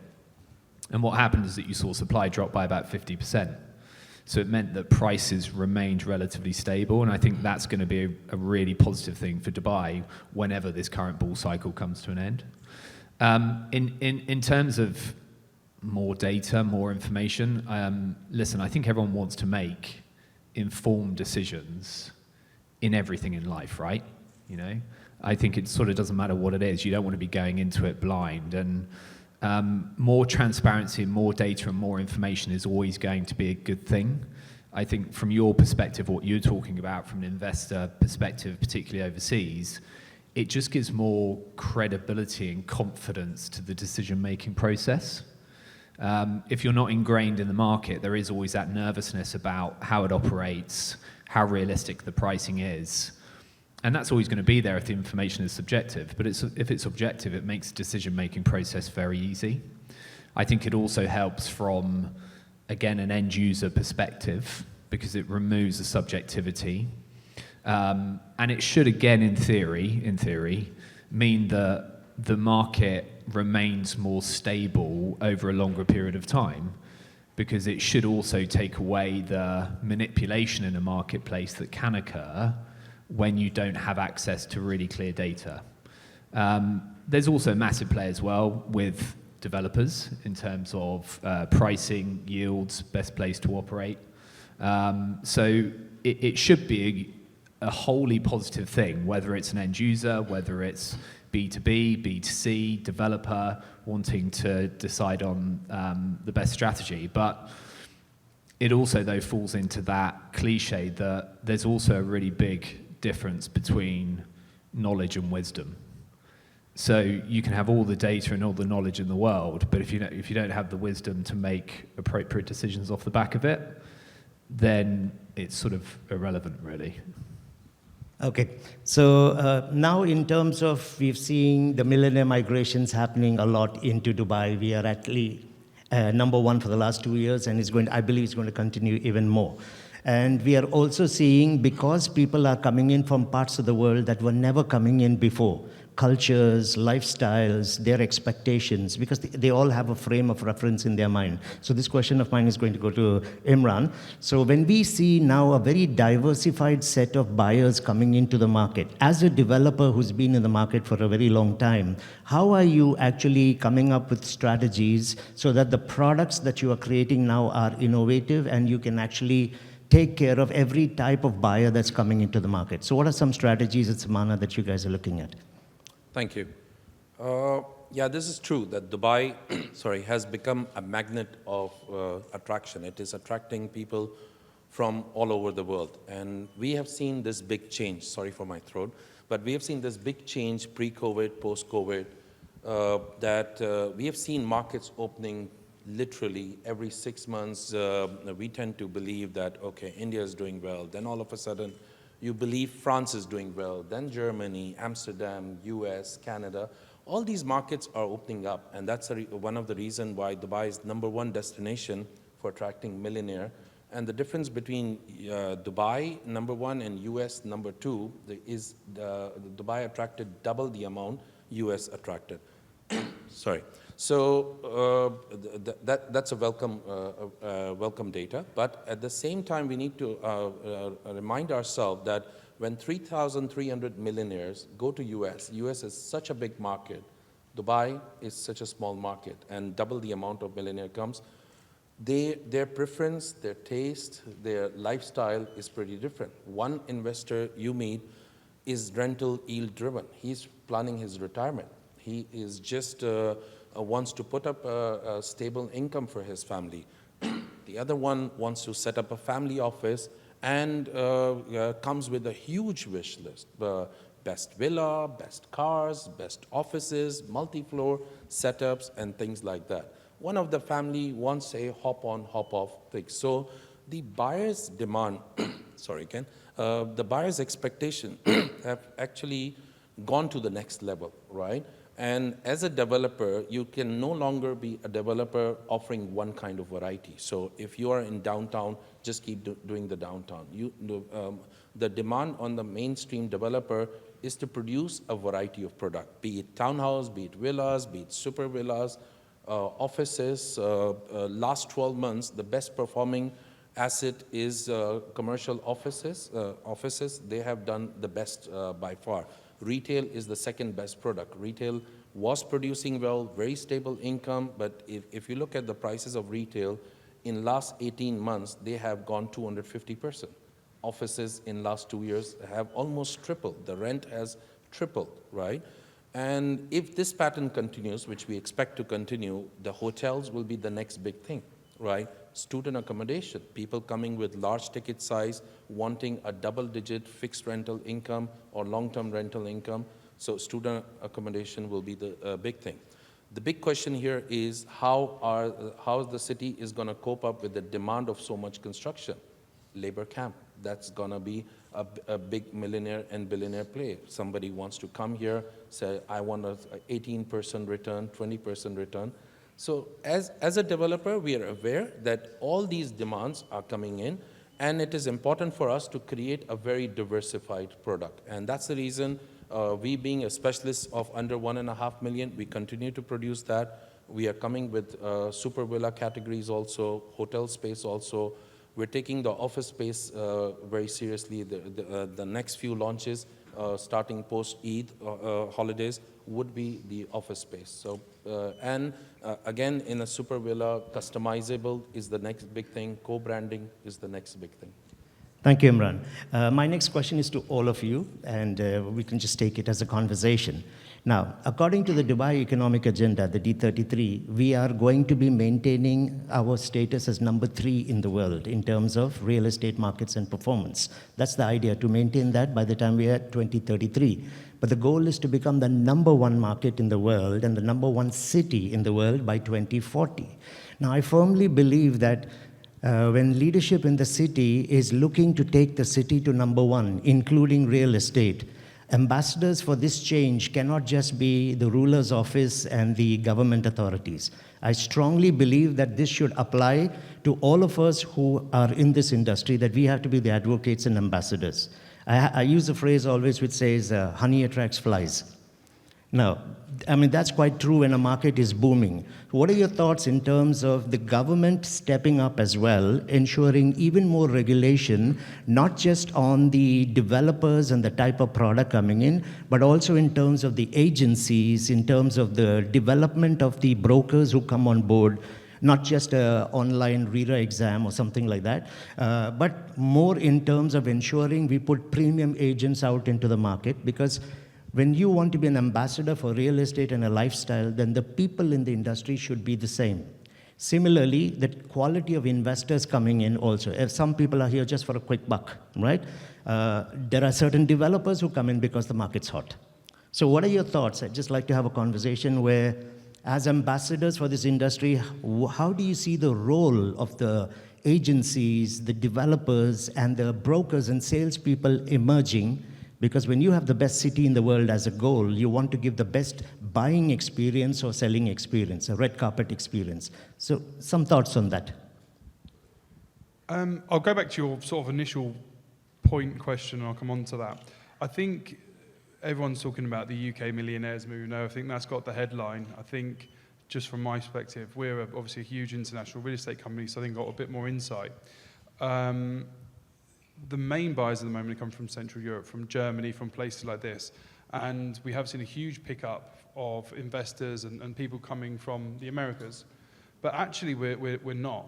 We're calling it a bit of a coming home from the Americas. It's people that have heritage in the Middle East, from India, from Pakistan, from Palestine, wherever. But the main vein of investment has still not come here. I don't think there's any huge institutional investment happening. I was having a really sort of high-end meeting with one of the big banks here, and they think in 2027 we'll start to see that. I think they'll start picking up hotels, to touch on your point, and I think that's really when things will get interesting.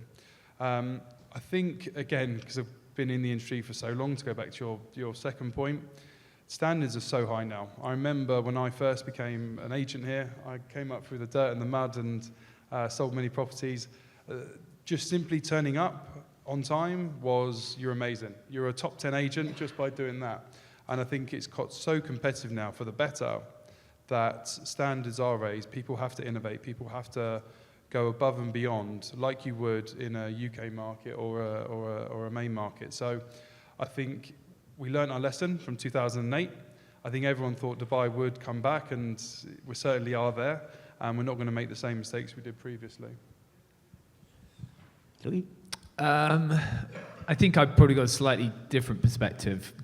I guess Dan's point of reference is the last 15 years where it's come from. I'm relatively new to Dubai.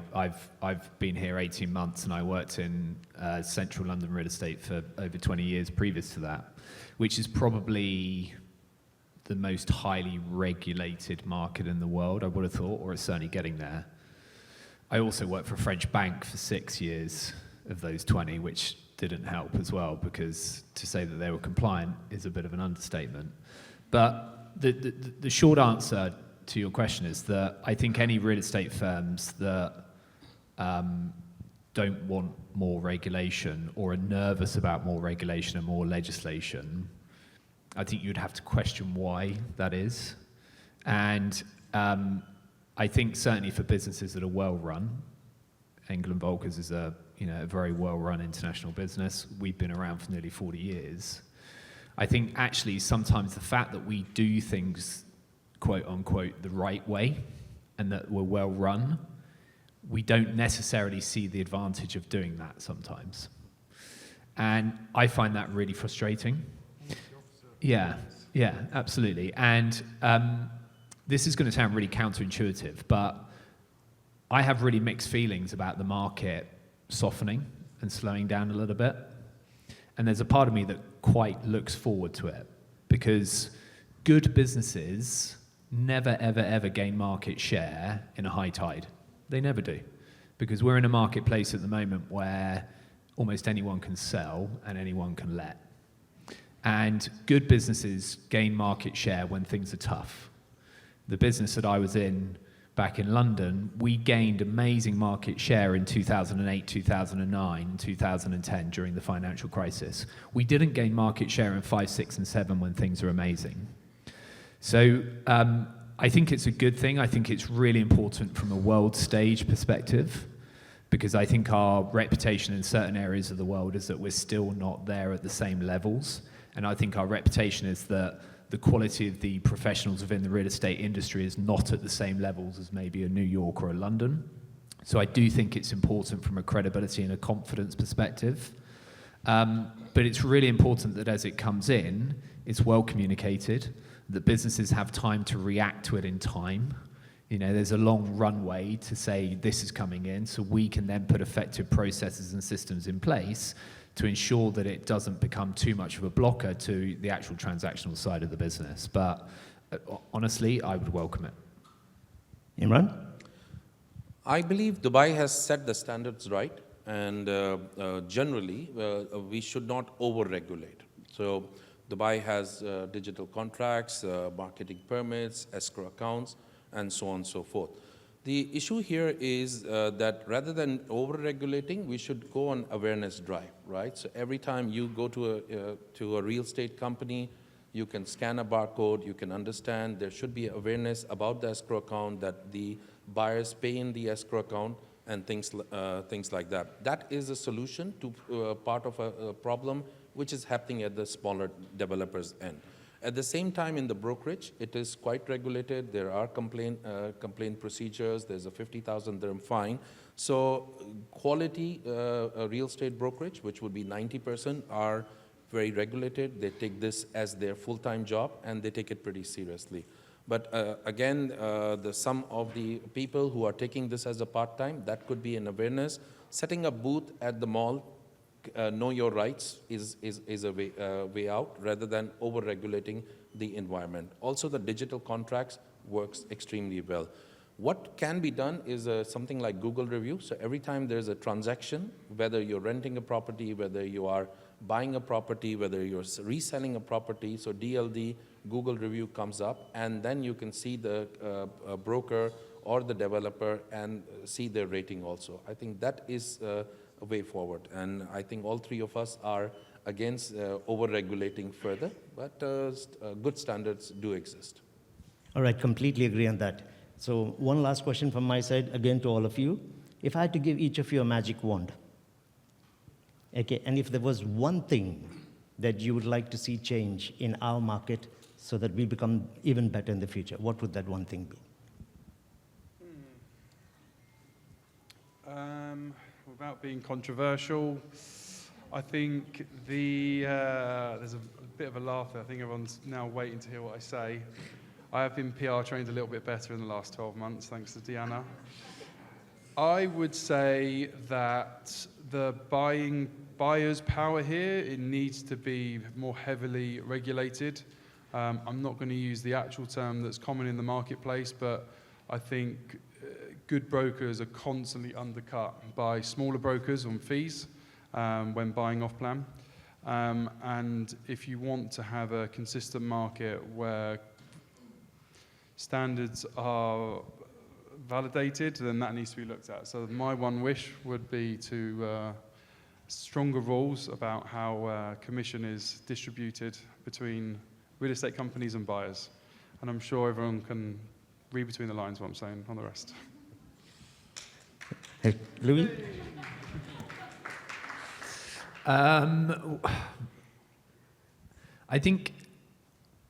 I think mine would probably be some kind of regulation around having to pay a seller's and landlord's fee.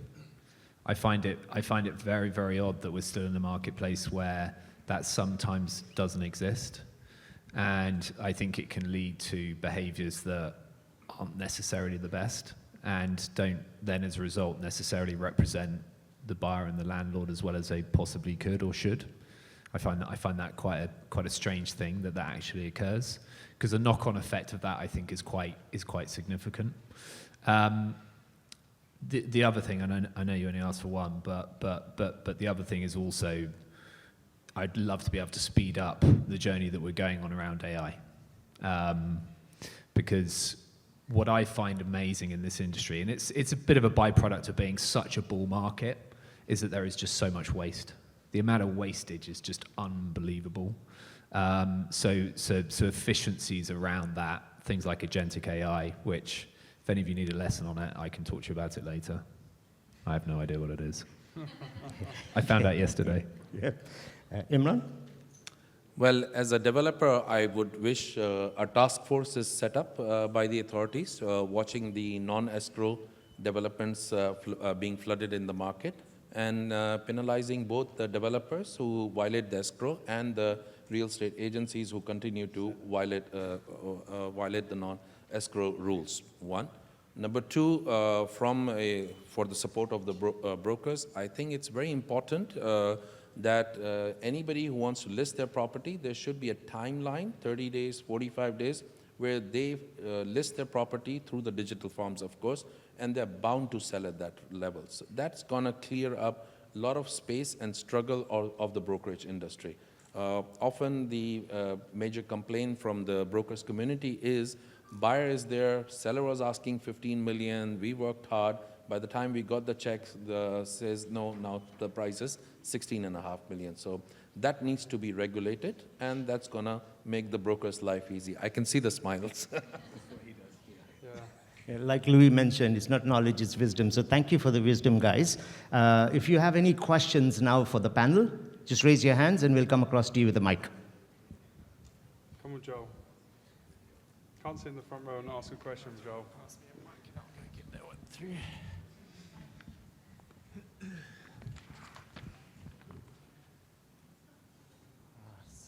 Sorry, where was the hand up?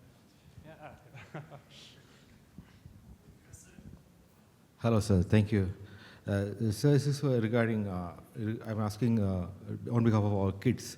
We see that most of the kids are playing around near to the roadsides or the parking lots and all.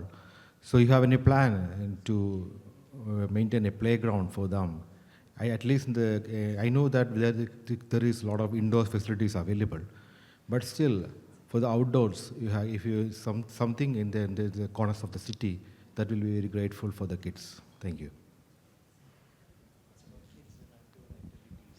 Kids. Well, I mean, there's the obvious challenge with outdoor activities and kids being in the Middle East. To be honest, I don't think I agree with that. I think there's so much, again, I've been here 15 years. Back then you had JBR, and it wasn't as nice as the JBR that we've got today. And a few private beaches. There was no kite beach like the way it is. I think there's so much more outdoor areas for kids of all ages to enjoy now. It feels like every week a new thing is popping up, whether it's indoor or outdoor, but I think again, when you're competing with places like London, where the population in just that one city is, what, 3 times, 4 times the size of Dubai, I think you'd struggle not to find something to do on the weekend here. So maybe sorry, couldn't quite hear the question properly, but yeah, I don't know if I agree. I think there's lots of outdoor activities there.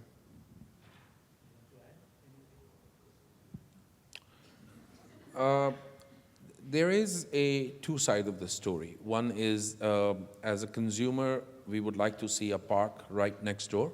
And from the authority point of view, they have pressure to bring more units to the city. So economically, Dubai is sustainable, right? Because this rent increase year on year is a big challenge, big economic challenge. So there has to be a constant supply, so the rent increase cools off. There are bigger areas in Dubai, and the authority is doing their bit, but yes, there is a general feeling that the park next door got replaced by something else. From the authority level, they are doing bigger initiative. There are parks, it's just few kilometers away, and so that is there also. So yes, a balanced approach is definitely required, but it is being catered into new master plans. Great, thank you very much. I think we're going to wrap it up there. I'd like for everybody just to give all our panelists a big round of applause, please. Thank you so much, gentlemen. Thanks so much. Thank you. All right, cheers. Thank you so much. Great. Thank you so much. Cheers. Thanks. Cheers. Thanks, Dr. Ahmed. Cheers. Great, thank you very much. So if I can just ask everybody to stay in the room, because we're getting to what is probably our most exciting point in today's events, and that's our Game Changer Awards. And I'd just like to call onto stage very quickly to help us hand out the awards, Tahum from Sahim, if you can please come onto stage for us quickly. So with these Game Changer Awards, they recognize those who are making a major impact in their sector, and particularly the real estate sector. And today we are going to be focusing on 5 exciting awards. These are Realtor of the Year, New Lifestyle Project of the Year, Sustainable Sanitary Brand of the Year, Sustainable Project of the Year, and Visionary Leader in Real Estate. So there are 5 awards. And I'm going to start with the first one, and I hope that we've got the trophy already there. So the first one is Realtor of the Year. So in a market as competitive as Dubai's real estate sector, standing out requires more than just strong sales. It demands vision, innovation, and an ability to set new industry benchmarks. This year's Realtor of the Year has not only led their company to secure an impressive 4.6% market share in Dubai, placing them among the top 7 developers in the Emirate, but they've also reimagined luxury living. Their introduction of resort-style projects, offering private pools with every unit, has redefined what upscale residential projects can offer. Now, the company also reported an extraordinary 600% sales growth in 2023, with that number reaching an expected 400% for last year. And this highlights the key market impact and strategic difference that they've made within the market share. By consistently pushing the boundaries, setting trends, they have significantly contributed to the vibrancy of Dubai's real estate market. And the Realtor of the Year is Imran Farouk, CEO of Samana Developers. If everybody can please give him a big round of applause.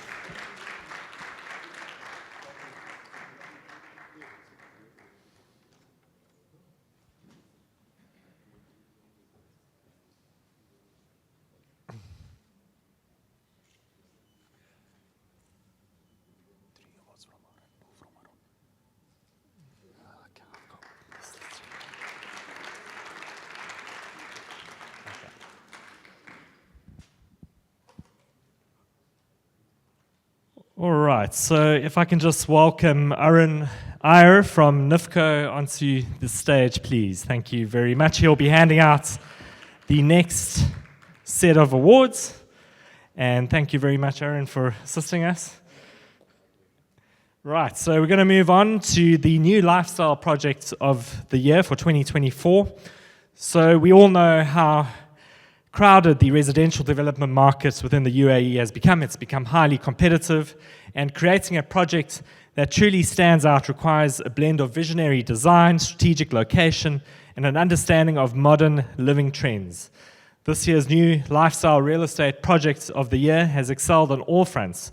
Located in the bustling Dubai Marina, this development offers a perfect mix of luxury and convenience.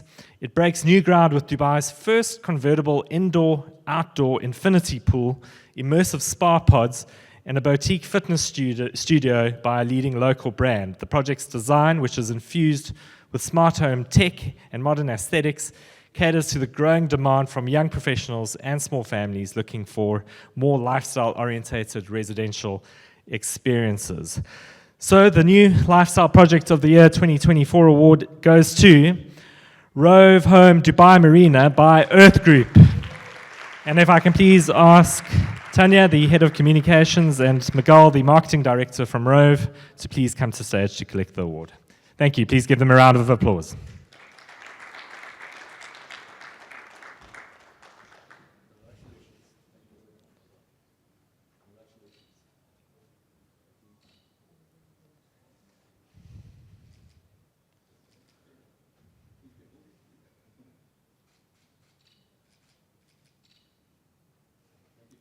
Great, thank you very much. Right, a big round of applause. Thank you. All right, Aaron, I'm going to ask you to remain on stage. Right, so we're now getting on to the Sustainable Sanitary Brand of the Year. And obviously, sustainability is more than a trend, it is a responsibility. And this year's winner in the sanitary brand category has not only embraced this responsibility, but is also led by example. As one of the first in its industry to achieve carbon neutral production, this brand has demonstrated what true environmental leadership looks like. Through its Go Zero initiative, it has built a resource-efficient value chain and developed water-saving tech that makes a tangible impact. It's also received accolades such as the German Sustainability Award, which has reinforced it as a trailblazer. And the Sustainable Sanitary Brand of the Year award goes to Grow Hair. If I can please ask Gita Gimanagi from Grow Hair to come onto stage, please. Thank you very much.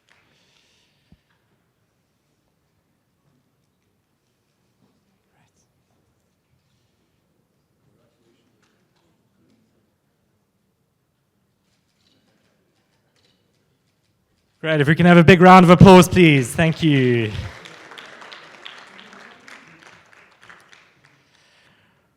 Right, we're now moving on to the Sustainable Project of the Year award. And for this particular category, we're looking at a development that has created a project that embodies sustainability while offering luxury in a delicate balance, one that this year's winner has perfected.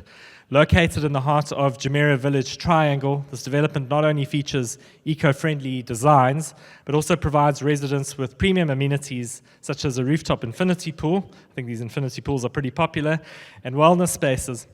Its thoughtful integration of energy-efficient systems reflects a commitment to reducing environmental impact without compromising comfort.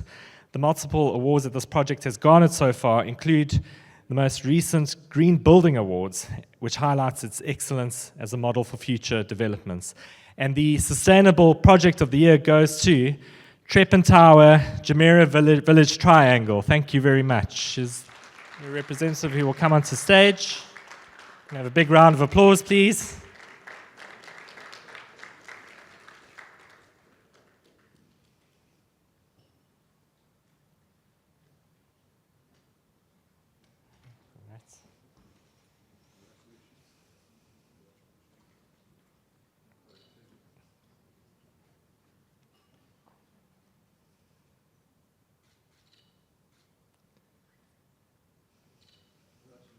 Great, thank you very much. Big round of applause. Thank you. All right, great. So for our final award, I'm going to call onto stage Mario Sabi, who can hand out the award from us. Mario is from Team Golf Business and one of our respected team members from the commercial side. If we can have a round of applause for Mario, please.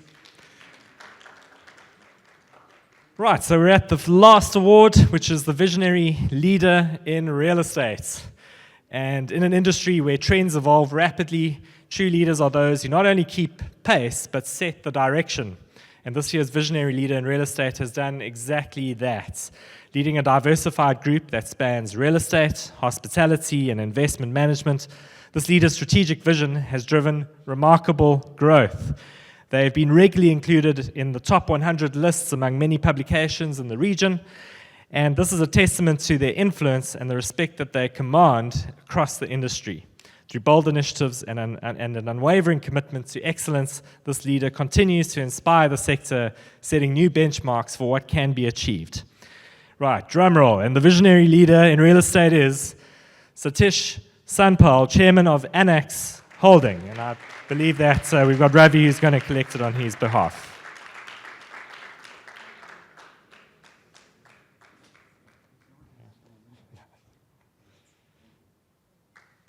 All right, a big round of applause, please.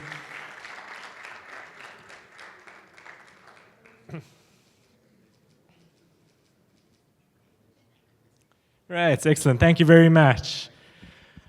All right, excellent. Thank you so much to everybody who has stayed the course. When I started, I said that I'd be like the Emirates flight captain and try and get this flight on time. I think we're a few minutes early, so that's a good thing, and everybody can disembark and enjoy the rest of their days. We've had some great insights from all the panelists, and I want to thank all the speakers and panelists and everybody who's participated today. And most importantly, I just want to thank everybody who has attended and stuck through to the last few minutes of our event today. Thank you very much, and I hope you have a great day, and please join us in future. Cheers.